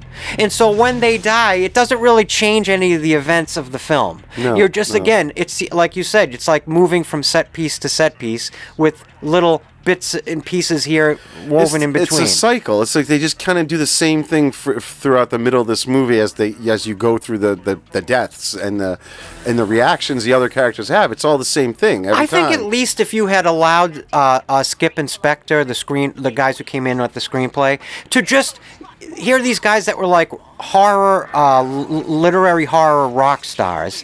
Why not just let them come in and just do what they write? I'd be curious about a Kubrick-y splatterpunk movie. You know what I mean? Yeah, that they well, why were not? envisioning. Why not let horror visionaries come in and shake up the Freddy? That's what I would have seen. Maybe because their vision was just too expensive. Maybe that. Who knows? Now, this is the sequence I was mentioning earlier that obviously has, beyond just splatterpunk influence, it has cyberpunk influence. Yeah, I mean, there's two things going on. It's a great by the time he's on the motorcycle. I mean, it's a great looking, costume and effect and everything. It is weird though for Nightmare on Elm Street. It's this whole other level, but I love it. I love the design of the motorcycle guy. But like this is the weird thing is Freddy almost ruins this scene in a way for me. Every line, like all he's doing is saying one-liners over and over and over again through his whole thing. There's no substance there. It's just it's not. I don't know. It bugs me. It's that age-old thing that was happening simultaneously at this point with the Halloween franchise and with the Friday the 13th franchise, that was happening across the boards of these slasher icon franchises, that they were just running out of steam. Yeah, I know. They were overextending their mythologies, overextending what they were starting to try to cater to an audience expectation. Yeah. As opposed to just telling a story that will find an audience. Rennie Harlan somehow made Freddy cool, and then in this one though, with the one-liners, it's like dad jokes. It just comes off differently. Well, it's cringy. It becomes cringy. We should talk about this scene. So this scene, and I'm going to put links in the comments to, there's an uncut version of this scene. This scene famously was cut down just for gore and stuff by the Motion Picture Association, so they didn't have to get an X rating. It's a lot more, him getting stabbed and things going in and out of him. But there's some cool effects here, and a lot of this. I mean, look at these practical effects. They're awesome. A lot of it I love the look of this. You know what this sequence kind of reminds me of? Is this one of my favorite movies of all time? The Richard Stanley film from this era, 1990, called Hardware. And if you guys have not seen this movie, you should really seek it out.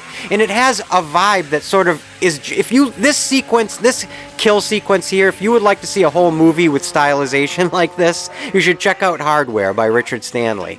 But I actually think it's kind of cool. No, it's cool.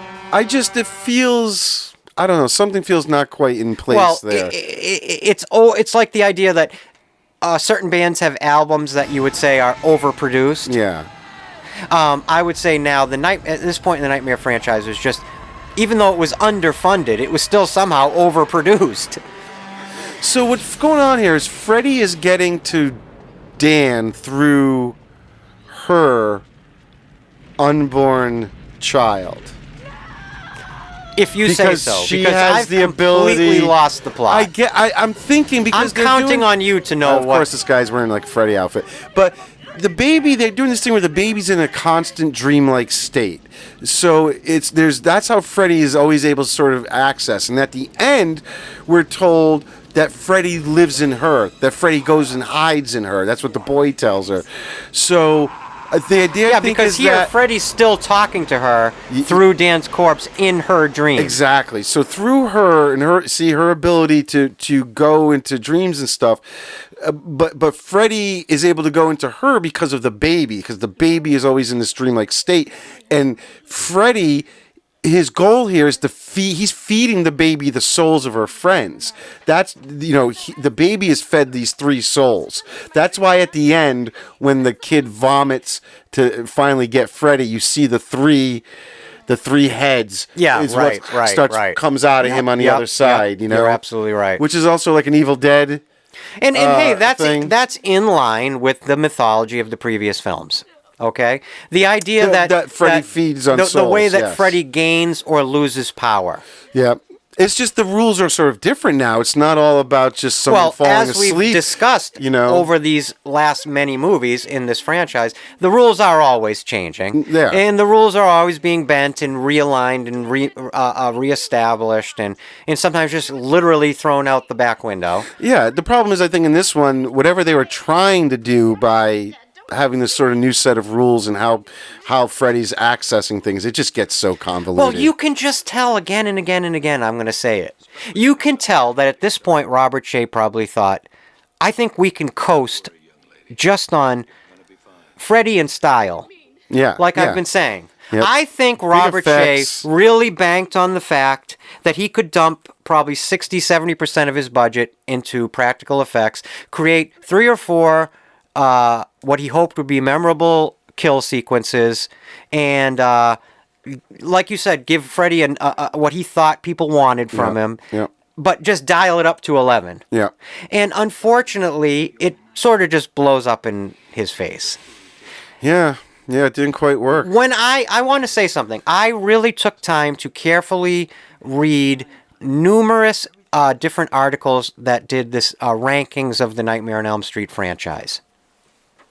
I must have read 10 different ones online that I could find. And I would, from my memory, I think I would guess maybe 8, if not 9 of them listed Nightmare 5 as the lowest Freddy ranking. Yeah. So it's not just us. No. And what I'm hoping is for somebody listening to this episode of Haddonfield Radio, that you guys aren't disappointed that we're not sort of like cheerleading our way through a fan commentary like we do sometimes. No. I mean, even the director, in a vintage interview, I don't know if he feels the same way now, but I saw a vintage interview with him saying he couldn't even watch it anymore. And that was like, listen, back when it came out. From an analytical standpoint, I find a film that doesn't work just as interesting to talk about as a film that does. Yeah. And sometimes when you just love a whole, the franchise as a whole, you can always sort of accept that bad one. You still have some love for it because you just love the whole thing.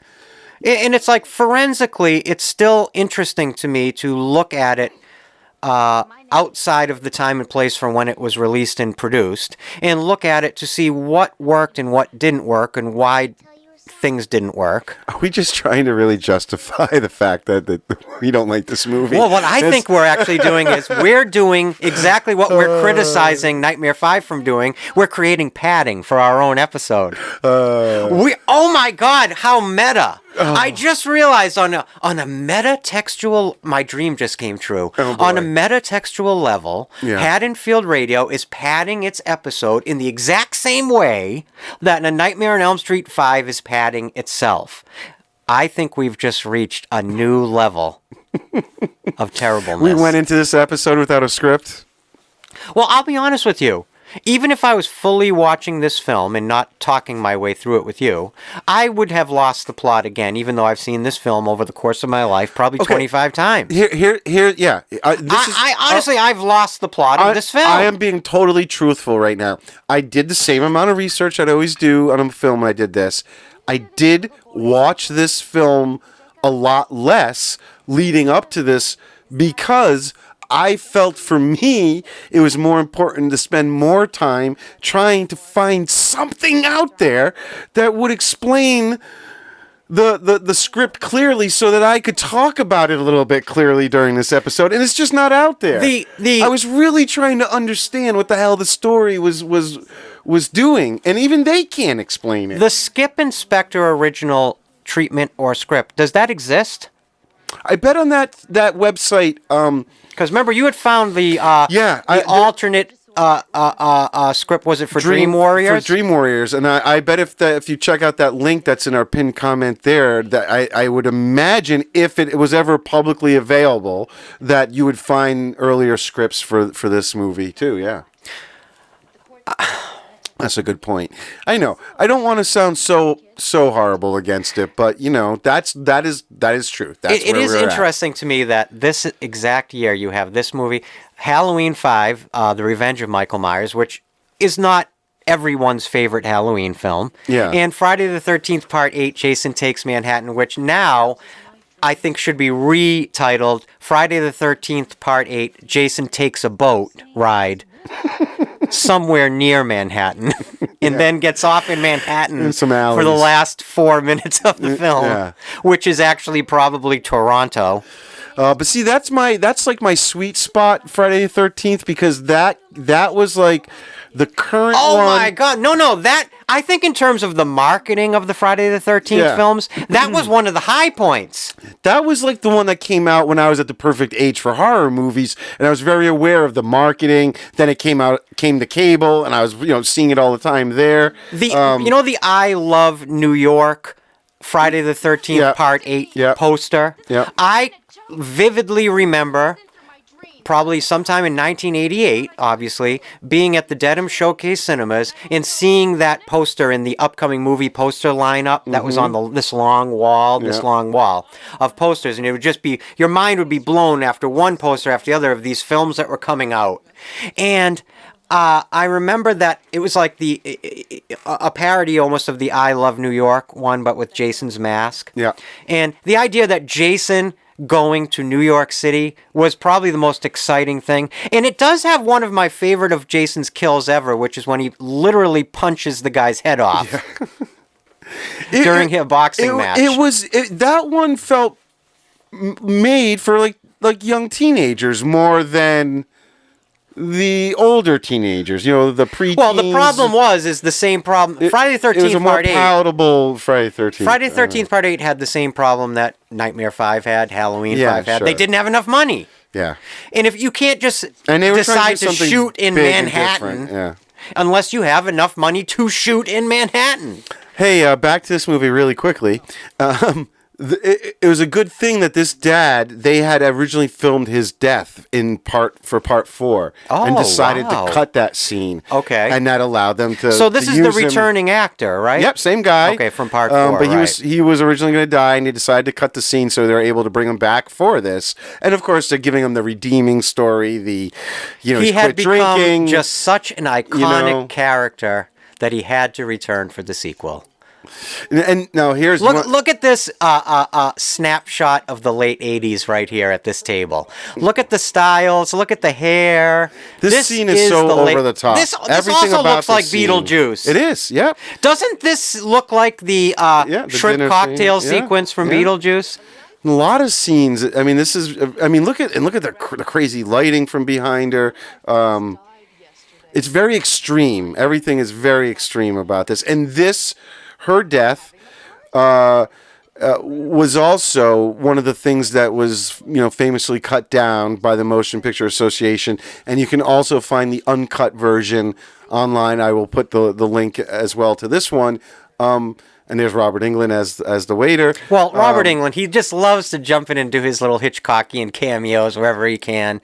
And he probably just loved being seen by millions of people without that makeup on. Sure. Anytime he can do something without the makeup, I bet he was thrilled. Oh, I'm sure.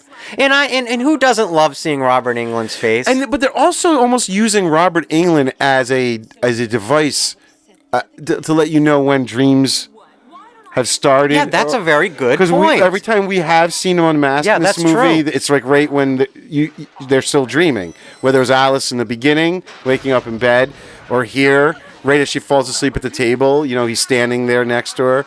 And that whole thing, that the bitch after every line now for him, it's like... The real, they just couldn't even write good one-liners for him anymore. Now, right there, you can see that maybe just the palm of Robert Englund's hand. Yeah. It's just interesting through the glove. They do always not put makeup on that This hand. is the kill from this movie that I always think of in my mind when I think of this movie.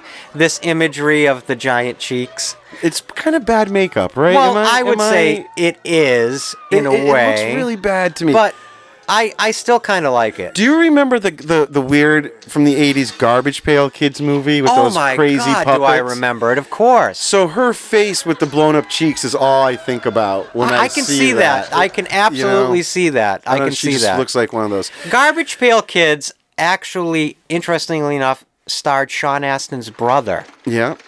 Yeah.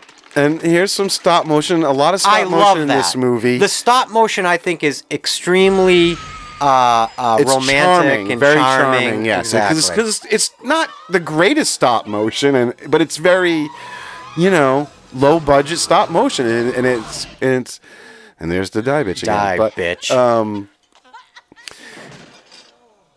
And so we've already got 2 of the 3 kills down. That's the other thing with this even movie. looks we don't get a lot of she kills. even looks like Catherine O'Hara from Beetlejuice right there. Yeah. And I was just looking it up. Beetlejuice actually had come out in 1988. Yeah, well, there you go. Real quick, are you a Beetlejuice fan? Oh, God, Oh, yeah. yeah, me too. Oh, what about huge. just Tim Burton in general? Well, yes. Older Tim Burton. Well, what's stuff. your favorite Tim Burton film? Probably, on top of my head's immediately going to just Batman. Yeah, I can see that. I would say Beetlejuice is mine and then Batman. But yeah, I love Tim Burton, that period of Danny Elfman, Tim Burton. Yeah. I love that all. I really, the reason I was thinking it is because a minute ago I was thinking of this thought. I think Danny Elfman would have been a great composer for the Nightmare on Elm Street franchise. It's too bad that never happened. Yeah. Because I feel like his music, and one of my favorite albums I've ever owned in my life was the Danny Elfman compilation album, Music for a Darkened Theater. Remember that? Oh, I loved it. All of the little VHS to VHS homemade little short films that we used to make when I was a kid. Same thing. I used to use that soundtrack music from Music for Danny Elfman soundtrack music on our little short films. I was still using it on my college films. You know, Face Like a Frog, I remember, some good stuff. But I love that album. talking about music, segueing to this movie now again, the guy who did the music for this one, Jay Ferguson, I think it's pretty forgettable music. Well, considering 2 movies ago, it was Angelo Badalamenti. Right. This one's just got nothing that sticks out to me. And then what's Don't weird... you see this again and again? I'm going to say it. Robert Shea was trying to make as much as he could by spending as little as he had to. Yeah. Yeah, he And- went to and the he- lowest, the guy who would do it for the cheapest, That's probably. exactly you know? right. He got like the Craigslist composer. But what's weird is, like, at some point they're talking to guys like Stephen King and Frank Miller. Those guys wouldn't have been cheap. But I guess they would have known they would have probably had a really different level well, they film. would have added a cachet Yeah. of pop cultural You value. probably would have got a lot more funding when you have, And you could, and he names would have been able to attached. probably get outside funding to supplement that due to just on their names. Yeah. But so the music was like I said, the actual score didn't do much for me. But I also think it's really weird in the marketing of this movie at the time when it came out. You had like 2 soundtracks.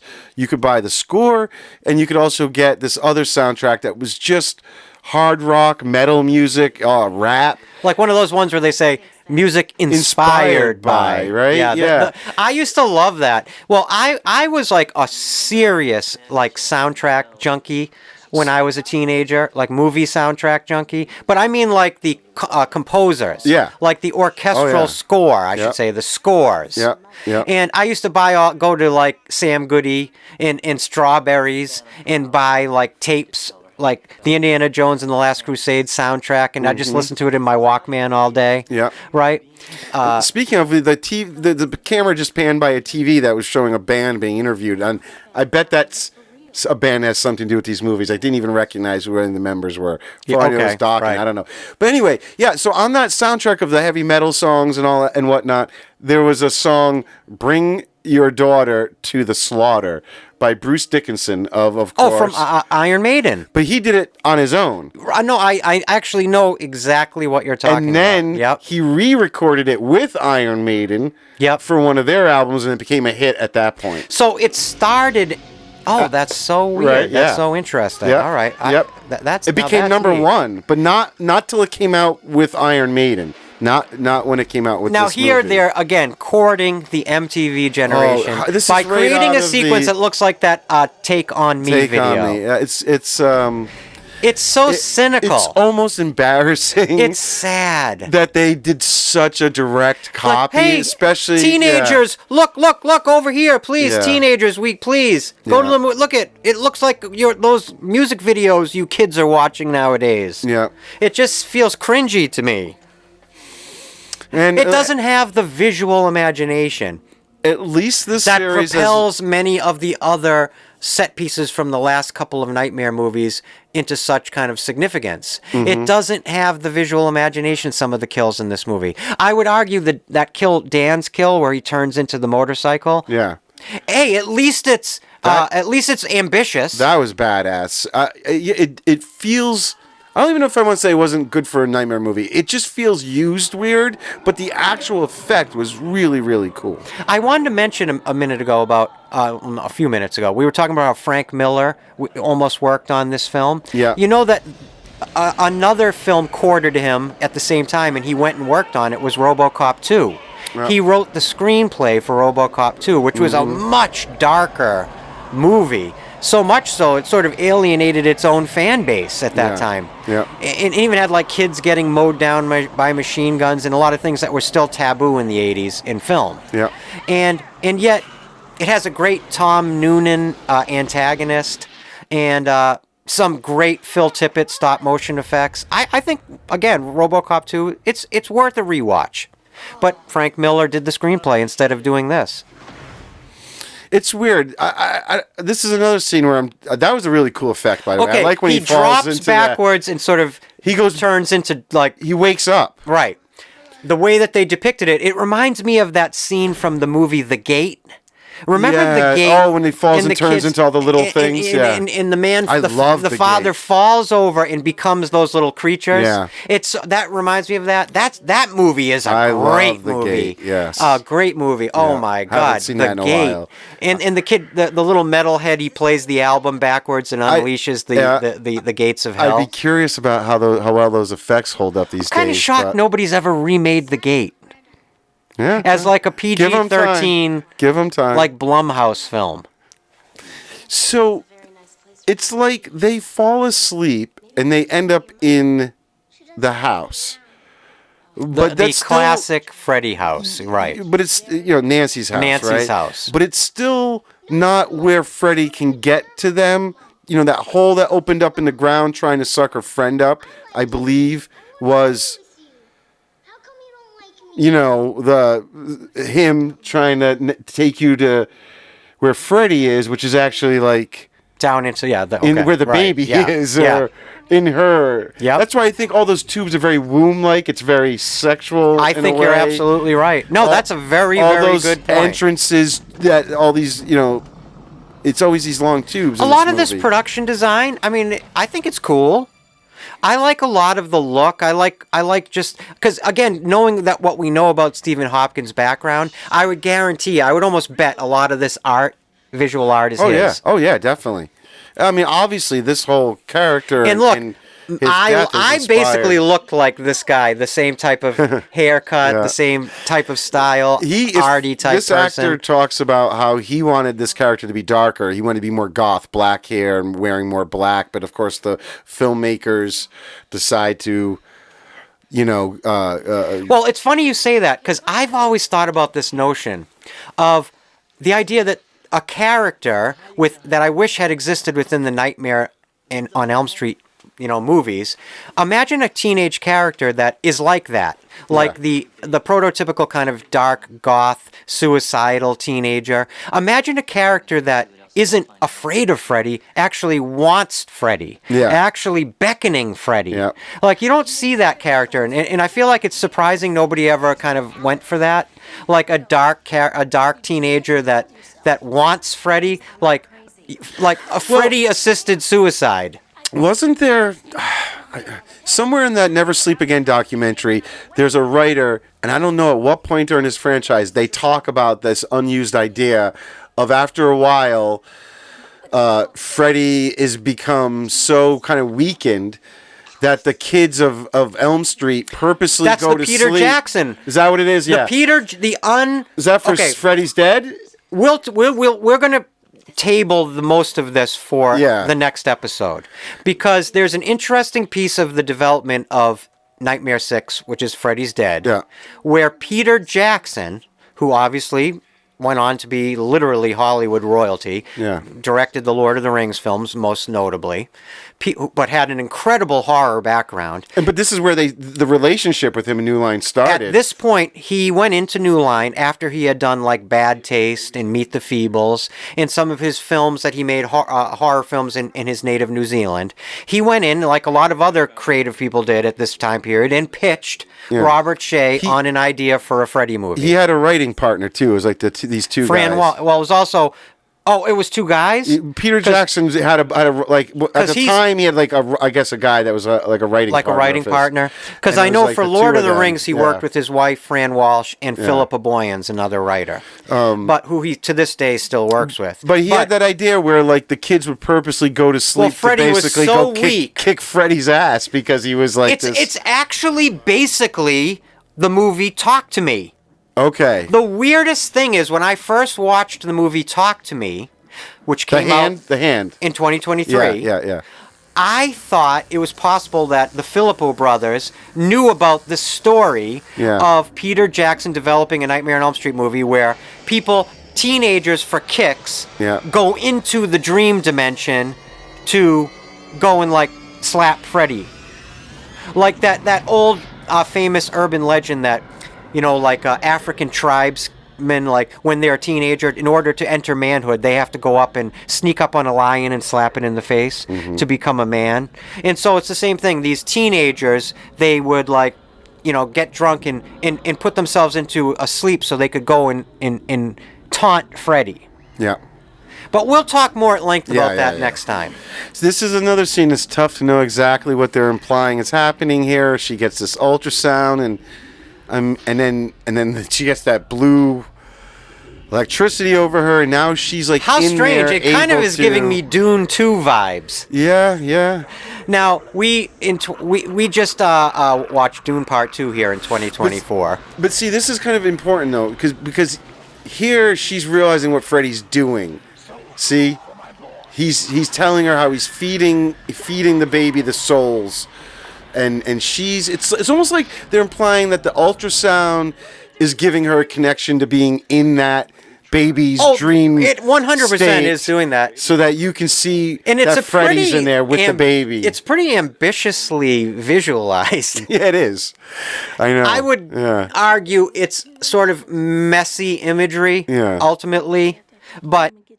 As I was just watching that, I was remembering thinking as I'm going through this month, just how trippy that sequence actually is. But it has to be in order to kind of communicate that to the audience. Yeah.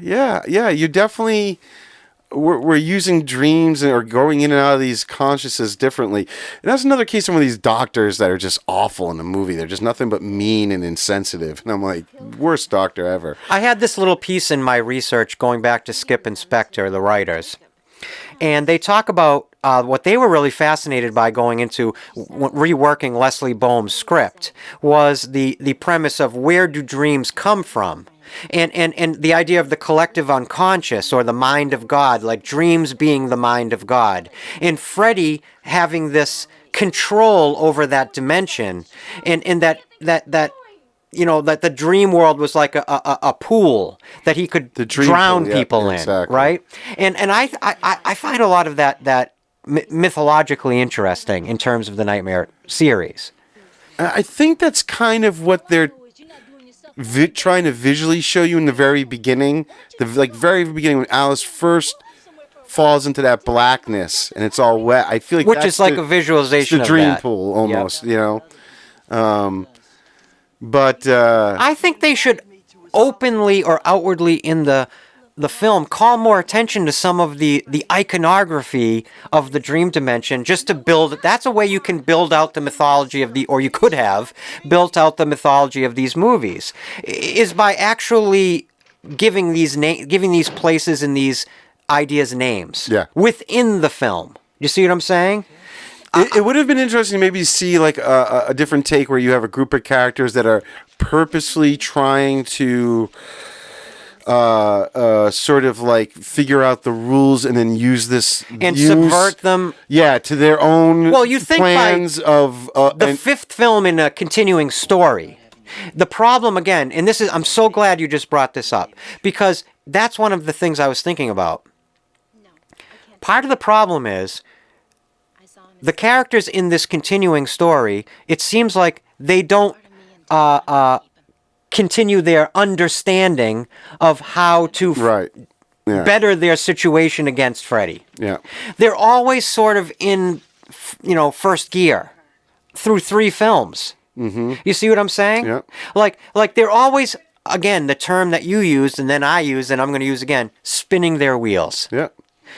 But I do like spending extra time building out Freddy's origin mythology. Yeah. But again, A little bit of a just- franchise fatigue here going on at this point. I with it feel all, you know? fatigued doing the commentary for this film, to be honest with you. I'm sure maybe some of the listeners feel fatigue listening to our fatigue dealing with the film's fatigue. Yeah. And you know, it's weird. Freddy's use in this movie, too, is very... he's not seen a lot for a long time. I feel like I'm shocked at actually how little Robert Englund is Yeah. actually in this movie. Yeah. I don't know if that was by When design the whole, or but the whole not. idea and the design at this point should be, it seems to be, as we've been arguing, just we've got Freddy sell the movie on Freddy's shoulders. If you've got Robert Englund on set, wouldn't you want him in as much of the movie as possible? If the modus operandi of the Nightmare franchise by its fifth entry was we have a pop culturally relevant character amongst a couple of other iconic characters right now in horror, we're riding a moment. Let's put Freddy front and center as much as we can. And yet, don't you feel that the vacuum without Freddy in long stretches of this film? Yeah, and I know you can go back and argue like how little screen time he probably had in like the first two movies, yet it was effective. And I think, again, that goes back to the writing. You could probably get away with not having Freddy a lot if he was used better when they used him, and if what they had in between the Freddy stuff was better, you know, then you wouldn't care that you're not seeing him at all. But in this one, it has felt so hard. And then suddenly he shows up like a skid actor, you know? Every time one of these characters enters their dream world, which is, you know, something And different. I don't think that's Robert Englund's fault. No, I'm not. No. Look. This is the writing. We all know an actor is is as good as the script he or she is working with. Yeah. Okay, if you don't, I bet you a lot of these scenes had unfinished screenplay material or was being updated on set or reworked day to day and night to night in the shooting schedule. Yeah. And I think it causes this dissonance, this kind of narrative muddiness that bogs the storytelling down in this film so much. It does. It's amazing that you can actually feel the gears of the entire franchise shifting to a halt during the running time of this one chapter. It's interesting, you know, too, that in the first like couple movies, when you go into the dream world, the thing that's sort of unsettling is you almost don't realize you're in it because it still seems like our world, and then you realize, oh God, something's off, and Freddy's influenced.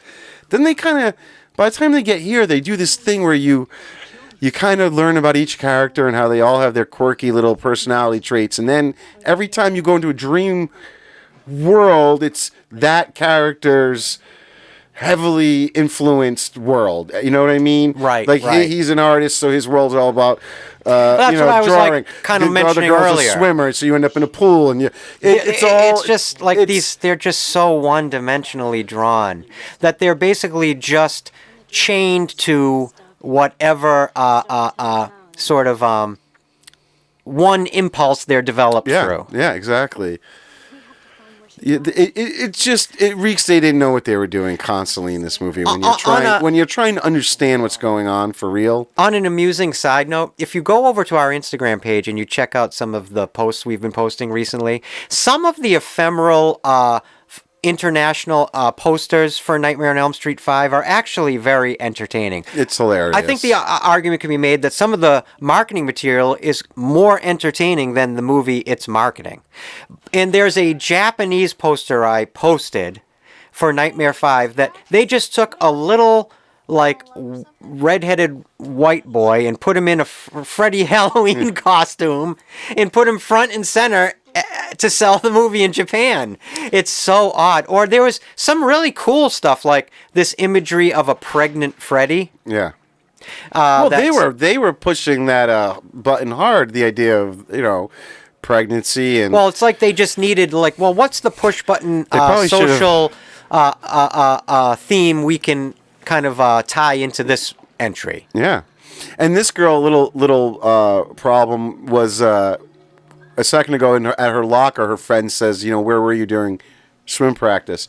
Well, in the beginning of the movie, these kids graduated, and so what high school still has swim practice after school's done and you've graduated? I just want to say how absolutely proud I am of you during the course of this fan commentary, that you have been able to thankfully keep track of the plot of this film. Because I feel like I may have actually slept through 20 minutes of this fan commentary. Hard. I really did try. Thank God you're following this movie. To try and understand. Because the character that was just immersed in, I couldn't tell you one thing about that. I can't remember. Was this character in the movie yet? Yeah, or before? So now this is how did I miss this? A weird thing too that I don't think it comes off clearly, but you have to, when you think about what's happening here. So Freddy is getting to her through Alice as like a distraction.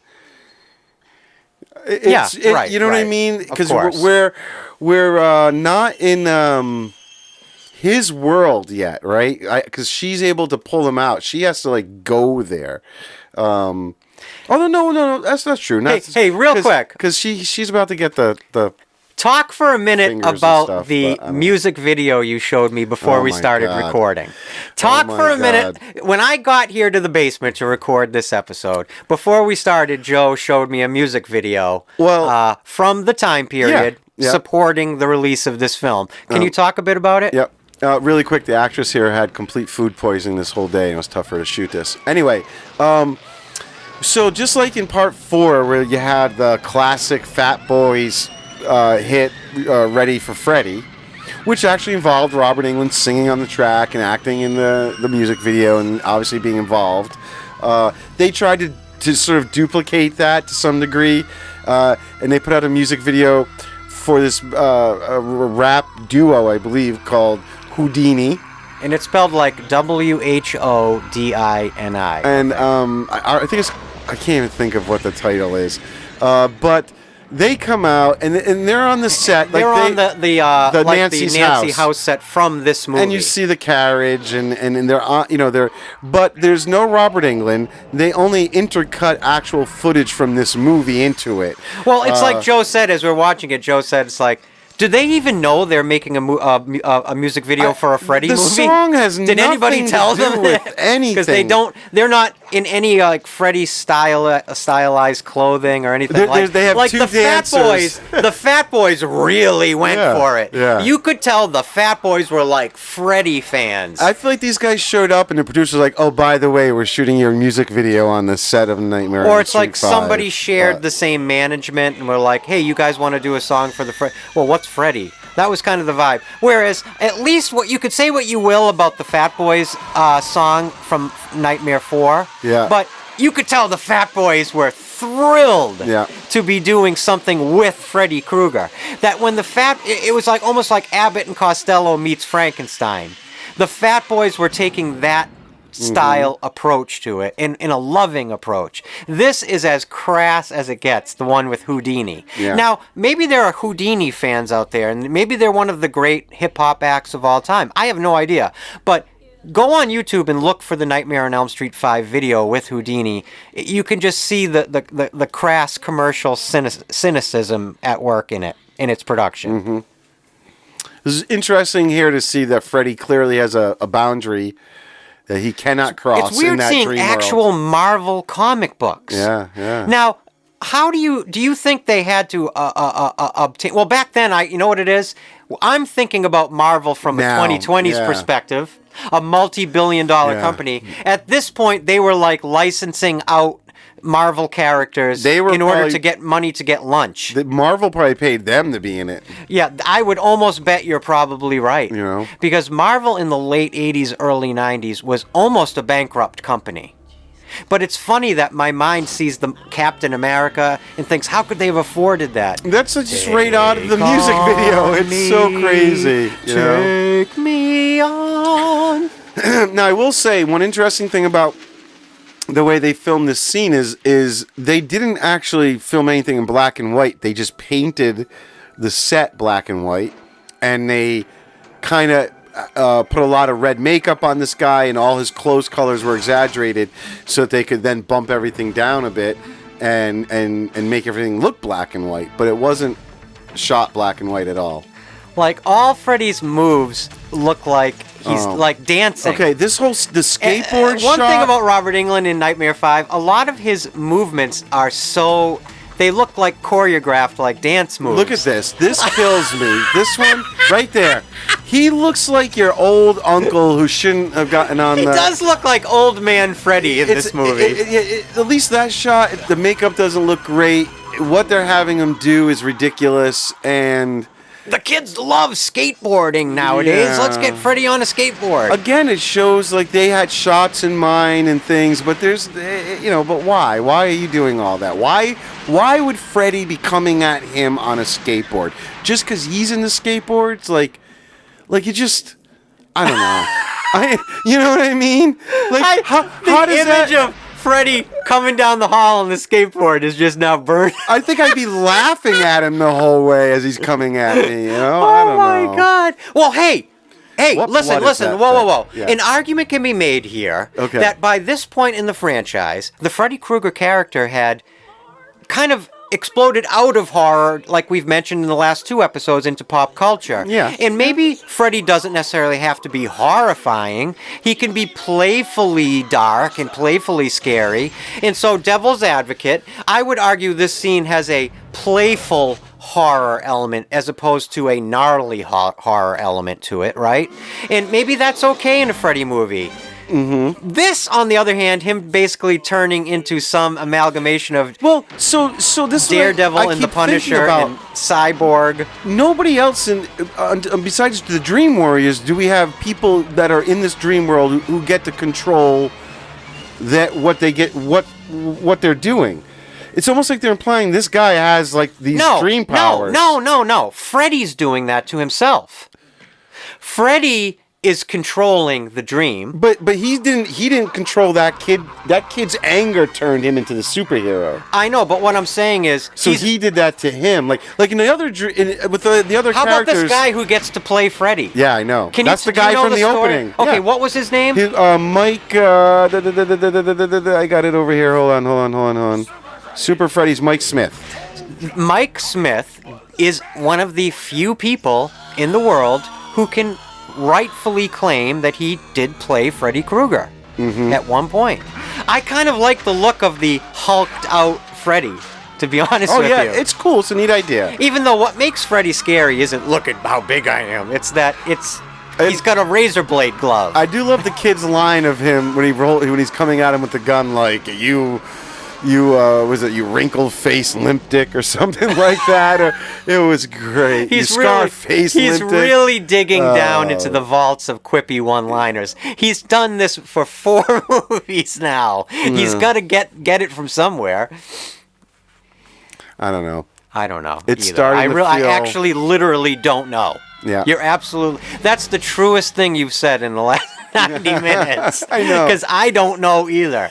And that girl's like been underwater for like 10 minutes. My review of A Nightmare on Elm Street 5 is simply, I don't know. And here's another death, and she's going to say it was Freddy, and the cops are going to be like, huh? And no one's going to believe her, including her friend. Not like this has happened, 60 times in your town in the past 4 years? And just like when the artist kid woke up with his hands cut, it was like, whoa, this is real. Now the girl who was in the pool is going to drive up. She's going to say the same thing. Like, the characters it's real. They're perpetually reawakening to the same sequences of rules and realities, and it's lazy writing. Alice, I would just be if I was Alice, I'd be telling all my friends at this point, like, look, I'm sorry, but you're gonna die. It's just what's going on. I can't save anybody. It boils my brain that going back to my intro for this episode, you have really brilliantly talented writers involved in the creation of this movie. Yeah. And yet, none of it is used. No, they just too many cooks, in the kitchen. A lot of hands in the mix. But nobody with a clear idea. John Skipp and Craig Spector had no experience writing screenplays prior to Nightmare on Elm Street 5. Okay, but I have to think they might have been able to write better dialogue than this. Yeah, I would hope. I would at least like to see that script. Their vision was obtuse in relation to the previous sequels, maybe it would have been smart to allow an evolution of the franchise to occur and trust these patently brilliant thinkers in the horror genre. No, instead we got big old castles in the middle of Springwood, Ohio. But that's what you get. Like we've been saying all along, you get really great stylization. Oh, it's great imagery. Zero substance. Yeah. But the real tragedy to me is that with writers like David J. Shaw, John Skipp, Craig Spector, it seems to me obvious that you could have got something at least interesting. This, to me, the most damning element for me watching this now again here, doing the fan commentary for this movie. Yeah. The most damning thing I can say is I just can't wait till it's over. I just want to get to Nightmare 6. Maybe we should abort the commentary on the rest of this movie. For the first time in 18 episodes, it's a struggle. It's tough. But you know what? Like the old adage, nobody sets out to make a bad movie. Nobody. No. Millions of dollars. Hold on. Millions of dollars are spent. Literally hundreds of people work full time for a period of time to make this film. Yeah. And I respect all of them. Yeah. And I do love this movie. And I do love anything about Freddy. And I just love this period of horror. But we're here trying to look at this critically. If you're listening to this, then you are that much of a fan that you're listening to our commentary, that you understand where we're coming from, and you probably agree with some things and disagree with others. I would love to hear what you agree with or disagree with in the comments, right? Yeah, please. I would love this to be a lively comment thread, because it should be. Maybe you guys think this is the best Nightmare on Elm Street film that there is and the best Freddy's ever been. Maybe that's your take, and I would love. That's not a hot take. That could be a very justifiable take. Tell me how you get there. I am curious if there was a generation of people where this was like their first introduction to Freddy. I doubt it, because these movies are coming out every damn year. Yeah. That's what makes it different than other things. Yeah. It was like a factory. And it wasn't just Nightmare. It's amazing to me that Nightmare, Halloween, and Friday the 13th were on the exact same frequency at this exact same point. Yeah, just get stuff out while we're popular. It's like they didn't know what the 90s was going to bring. No. And if there was going and sure enough, there by the mid 90s it was still slashers, because Scream reinvigorated it. They did, but it was a new. It was a different. It was a style. I don't even know how to. It was like a metatextual. Yeah. It was a look at what had come before critically. It was done in that obvious self-referential style, Scream. But at its heart, Scream still is a slasher film. Oh yeah, and one of the best of the genre. Yeah, this isn't the end of the slasher genre, but this is the end of the '80s, slasher. Aesthetic and whatnot, like in the modern age, we don't really get the fantasy killer type stuff much, Well, we get it in a different way almost, where the kills can be, done in a fantasy world. Thus, look at Smile. Smile is a modern film. Okay, I see what you're saying. Yeah, basically uses. Kind of like the same old horror, standard horror iconography, and just does something a little different with it. The short for Smile is a total riff off of this, from Nightmare on Elm Street. Exactly. The original, Laura Hasn't Slept, the original short film that inspired the film Smile, by the same filmmaker, Parker Finn, definitely is indebted to A Nightmare on Elm Street, the franchise. One kind of cool thing on this set, if you look in the background on, there's these pillars or pipes or something, they're really big, but there's all these faces sticking out the side of them, and some of them actually look like they could be like sculpts of Freddy, but some of them, if you look closely, are actually, they had people in there. and you can see that the heads, the faces are like moving around and everything. I'll point it out when we get there. It was a kind of a cool set thing that I thought was interesting. It should be said that this little boy, this actor, I think he's very memorably known from his sequence in the film Jurassic Park, where Sam Neill scratches him across the belly with the velociraptor claw. He's like teaching a group. Sam Neill's character's teaching a group of kids about being a paleontologist. Yeah. This kid's sort of like a mouthy kid. Yeah, right. And so I remember it. Yeah. Scares him with the velociraptor claw. It's kind of interesting. It's interesting too. If you look at the set, it's like a mix of everything. You have This Nancy's, is that M.C. Escher-esque style. but you also see elements of the church from part 3, Nancy's house, and then and a lot of this was done, practically. Robert Englund was filming scenes actually hanging upside down from the ceilings and whatnot.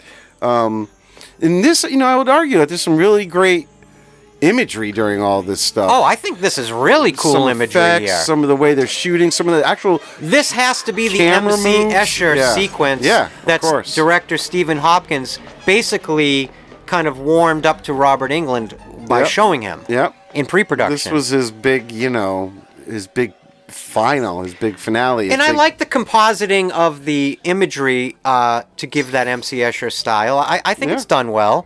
I think... Look, the set pieces in Nightmare 5 See aren't that bad. stuff in the background. There's faces. Keep an eye on them. Like, look at all the background here, and look at this. The reusing Christian iconography that goes all the way back through the franchise. But I think the set pieces in Nightmare 5 are just as good as the set pieces in some of the previous sequels.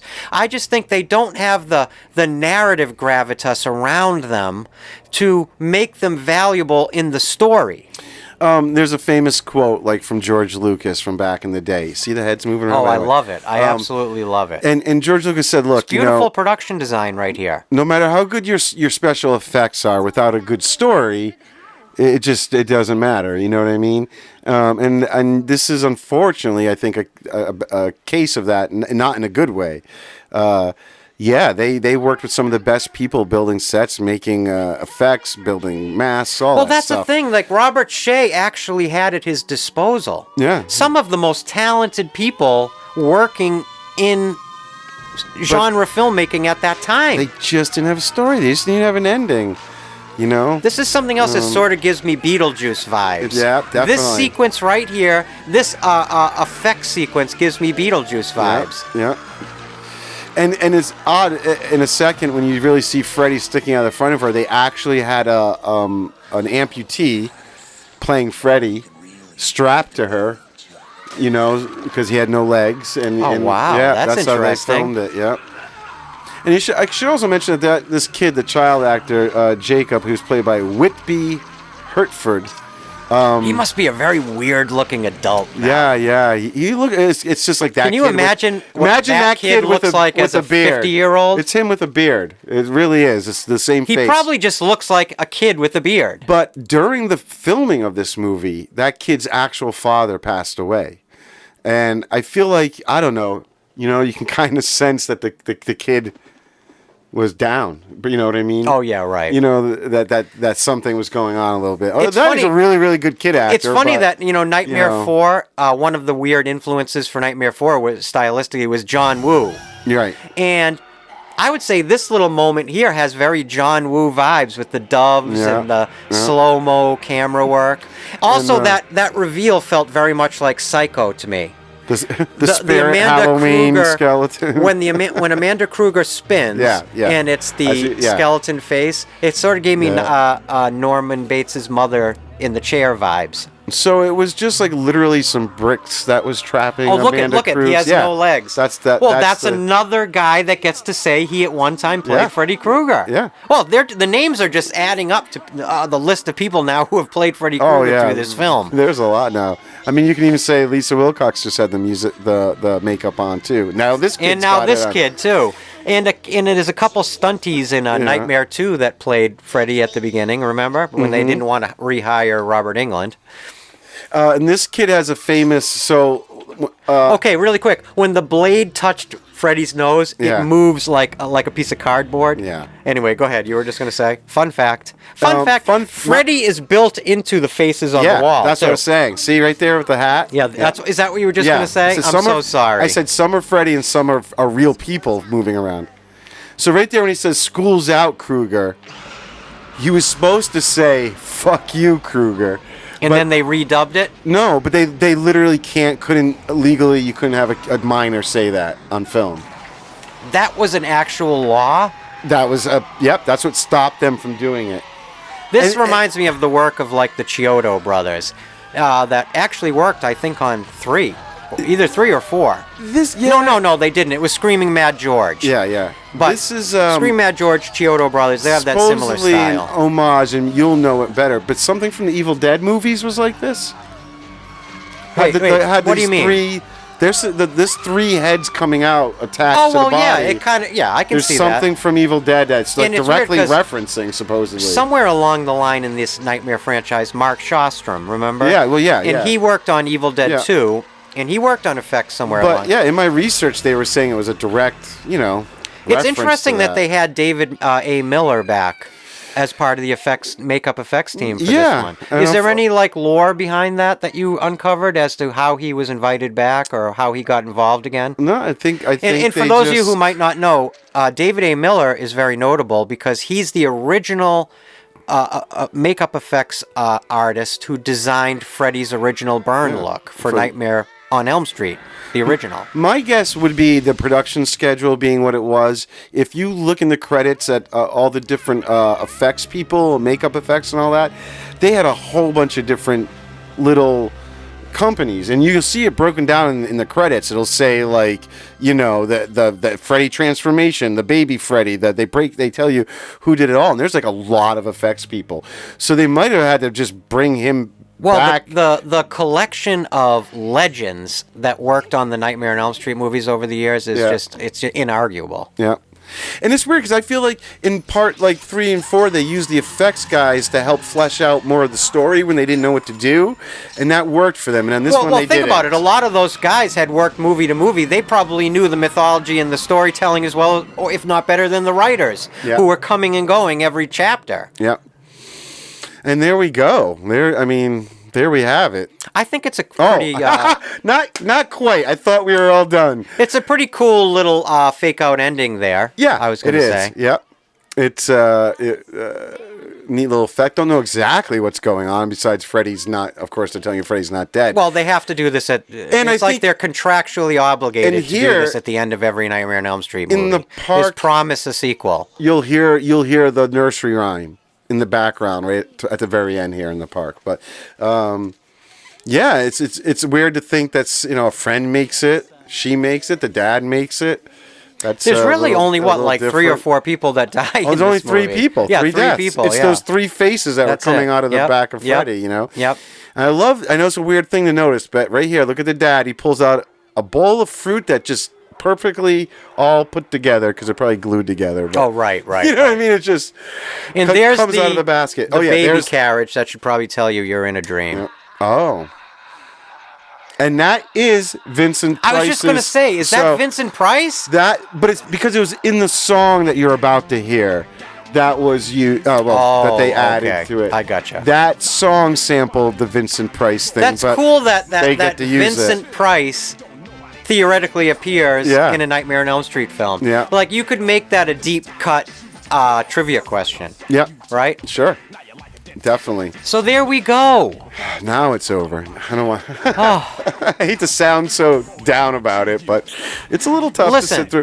George P. Wilbur, where I'm seeing right now, worked on this movie. He was a stunt guy. Look at that. Wow, one of the Michael Myers actors. Yeah. Holy, that's a cool revelation. I guess all these franchises were just all sort of interconnected in some way. Michael DeLuca went on as a producer to have a very storied career, and he still does to this day. He's worked with a lot of very influential filmmakers since this point, Oliver Stone not least of which, and has gone on to be a very prolific not only producer but actual studio head.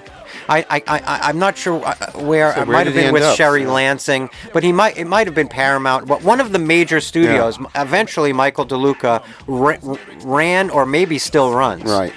So he's gone on. He's a major name back really big, back then for New Line. Yeah, anyway. right. Exactly. And this movie in particular, he helped touch up the script too. Look, I don't want to go home and leave here today from recording this feeling bad. Yeah. Like, were we too hard on this movie? If anything, I hope some of our critiques might have made you laugh, or you can understand generally where Joe and I are coming from with what we're saying. And I cannot elucidate enough the fact that ultimately, it goes without saying, Joe and I love all the films that we cover on Haddonfield Radio. Otherwise, why would we be doing this? I don't think we said too much that most of the cast and crew haven't said over the years themselves, too. I mean, I think everybody recognizes the problems with this movie. And we've been saying since way back when we were covering the Halloween movies in season 1, we're not trying to cheerlead. We're not trying to overly pick on anything either, but we're here to just give you our perspective as just two everyday fans from this fan community for these horror films and for films and in Hollywood movies in general. And just give you our perspective. It's not meant to be a review or a critique or anything like that. It's just a perspective. But what I will say, looking forward to the next episode, and when we cover Freddy's Dead, the Rachel Talalay sixth film in the franchise, what I will say again that separates it and puts it a little bit above this one is Rachel Talalay. So I can't wait to kind of jump into that next time and I'm going to jump into a little bit more about her history in the next episode, which I think is very interesting. Yeah, I always equate her to to Deborah Hill from the Halloween franchise. I think that parallel is perfect. She's really a female that has made her name in the film world, Ahead of her time as a producer. in ways that most females weren't, in charge of things back in the 70s and 80s. And these women were really paving the way for what the modern film world is starting to open up to now. It took a long time, but Something I kept meaning to bring up during the commentary that I was wondering if you knew anything about, and if Okay. not, maybe anyone out there, if you know anything about this. For the first time, I noticed there was 2 other production companies attached to this film. Heron Communications and Smart Egg Pictures. I just think it's kind of interesting that these 2 other production companies sort of enter the fray. Yes. I'll be very. I don't know. I don't I'll know be anything more. transparently honest with you guys. It didn't really occur to me over the course of my research to, look into it. It didn't occur to me till I was watching this to do the fan commentary. I'm sure it was just money. You know what I mean? I think they. But it's interesting that Robert Shea would open up any level of control.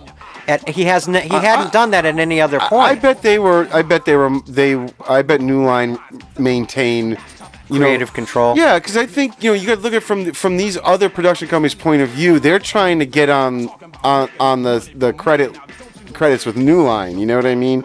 They probably want to be involved, and New Line's probably giving it to the highest bidder, whoever's gonna put in the most money and offer the most services. I just did a quick Google.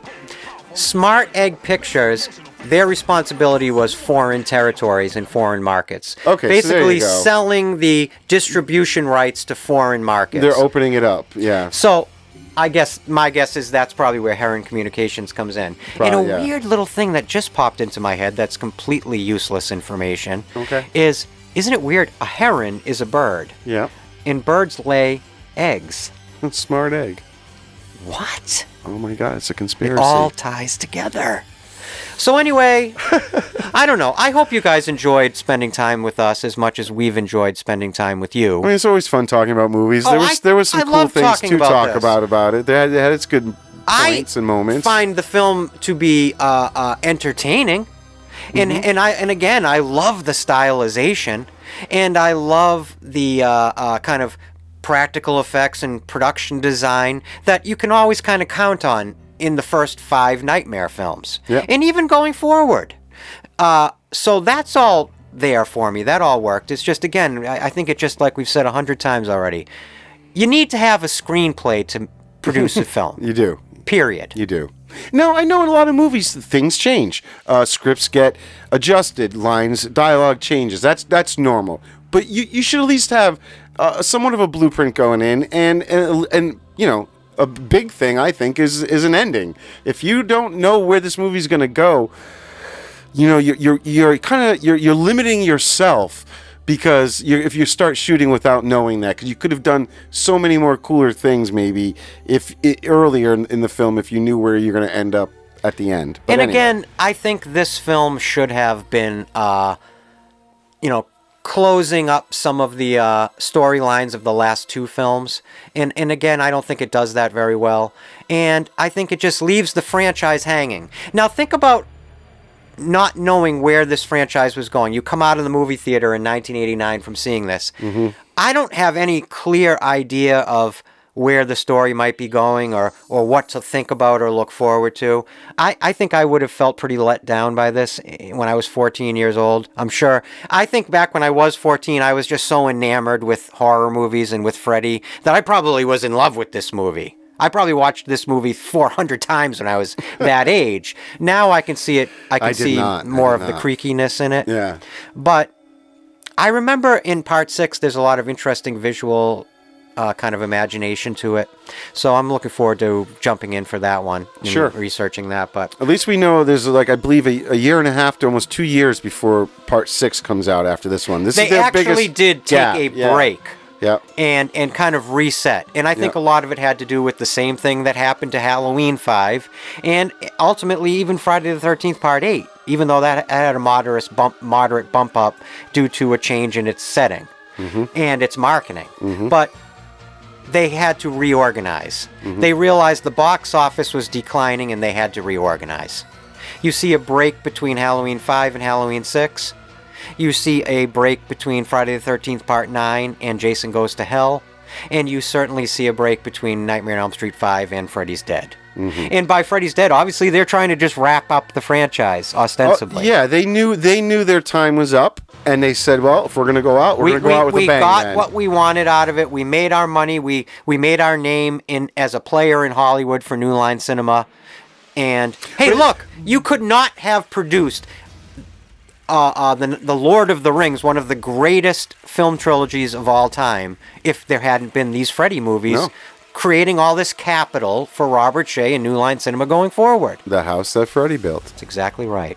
All right. Well, anything else you want to add in? No, I'm good. I'm good. It was still fun to do. I loved this. Yeah. There's never been a moment of time I've spent down here in the basement in front of these microphones that I haven't loved. And this episode is no different. I loved diving into this movie. It doesn't matter what I subjectively feel about it. That only just fuels my perspective. But I love talking about movies here at Haddonfield Radio with you guys. And I can't wait for more. So only a couple more. We're almost done with this franchise. Yeah. Season 2 is going to be ending basically before only you know 9 it. episodes. I know. We're more than halfway through season 2. Yeah. So, yeah, next, I guess Haddonfield Radio will be back with episode 9 of The Trailer Park, where we will be covering the Rob Zombie Halloween duology from 2007 and 2009. Mm-hmm. Now, I don't know about you, Joe, but I actually still have a lot to say about both Rob Zombie and his 2 Halloween films. Yeah, I'm excited to talk about both of them at the same time, where before, in the main series you kind of have to we separate it into 2 different episodes. So I like with Trailer Park we'll be able to kind of have a conversation about them as a whole. Yeah, and I got to tell you, over the last year I've been really kind of diving into a lot of the films of what's we talk about in I think episode 10 of Haddonfield Radio. The French New Extremity horror movement. Yeah. And I've been watching a lot of those films, and those films really played a vital role in the influence that Rob Zombie brought to the Halloween franchise in 2007 and 2009. Yep. So I'm going to be talking a little bit about the effects of those films and about the legacy of some of those films. And if you love horror in general, it's a conversation that I think is going to be very interesting to have. So if you think you've heard it all about the Rob Zombie duology, just wait. Joe and I have that much more to talk about on the next episode of the Haddonfield Radio Trailer Park. And again, if you're a listener in the future, you can go listen to that right now. If you're a listener in the present, you're going to have to wait a bit. And if you're a listener in the past, like I always say, you have bigger problems than listening to podcasts. You're stuck in the past. So, yeah, I don't know. I'm looking forward to the next episode as well of Haddonfield Radio, episode 19. Crazy. Where we will be covering Rachel Talalay's Freddy's Dead, The Final Nightmare. Also, we should mention that movie is where we start to get some 3D, right? And you know it. I have our Freddy's Dead 3D glasses, our vintage Freddy's Dead right from the theater glasses. We are literally going to do, for the first time in YouTube and Spotify history, we are going to be doing a 3D fan commentary. Better watch out. You never know what's going to come at you. In that, I mean, we will be wearing vintage 3D glasses while delivering our fan commentary. How that affects you at home, I have absolutely no idea. But hopefully it'll be fun. It's just to help get us in the mood. And I think it's one of those films where not the whole movie's 3D, so you're told to like put him on. There was a point in Nightmare 6 where the story actually stops. And on screen it tells you, now put on your Freddy glasses. Yeah. And then there was like a Freddy worm coming at you and different things, I remember. We'll talk about that then. We'll save that for episode 19. Thank you guys. Thank you for joining us. It's always a blast. We love having you here with us. No, very, very truly and very, very sincerely from the bottom of our heart, if you've taken time to listen to this episode, Joe and I babbling on for hours on end about Nightmare 5, we love you and we appreciate you. Thank you for continuing on this ride, this journey across the history of 70s, 80s, and 90s horror. I guess we're now on. But we love you and we appreciate you. We wouldn't be doing this without you. So until next time, unless you got anything else.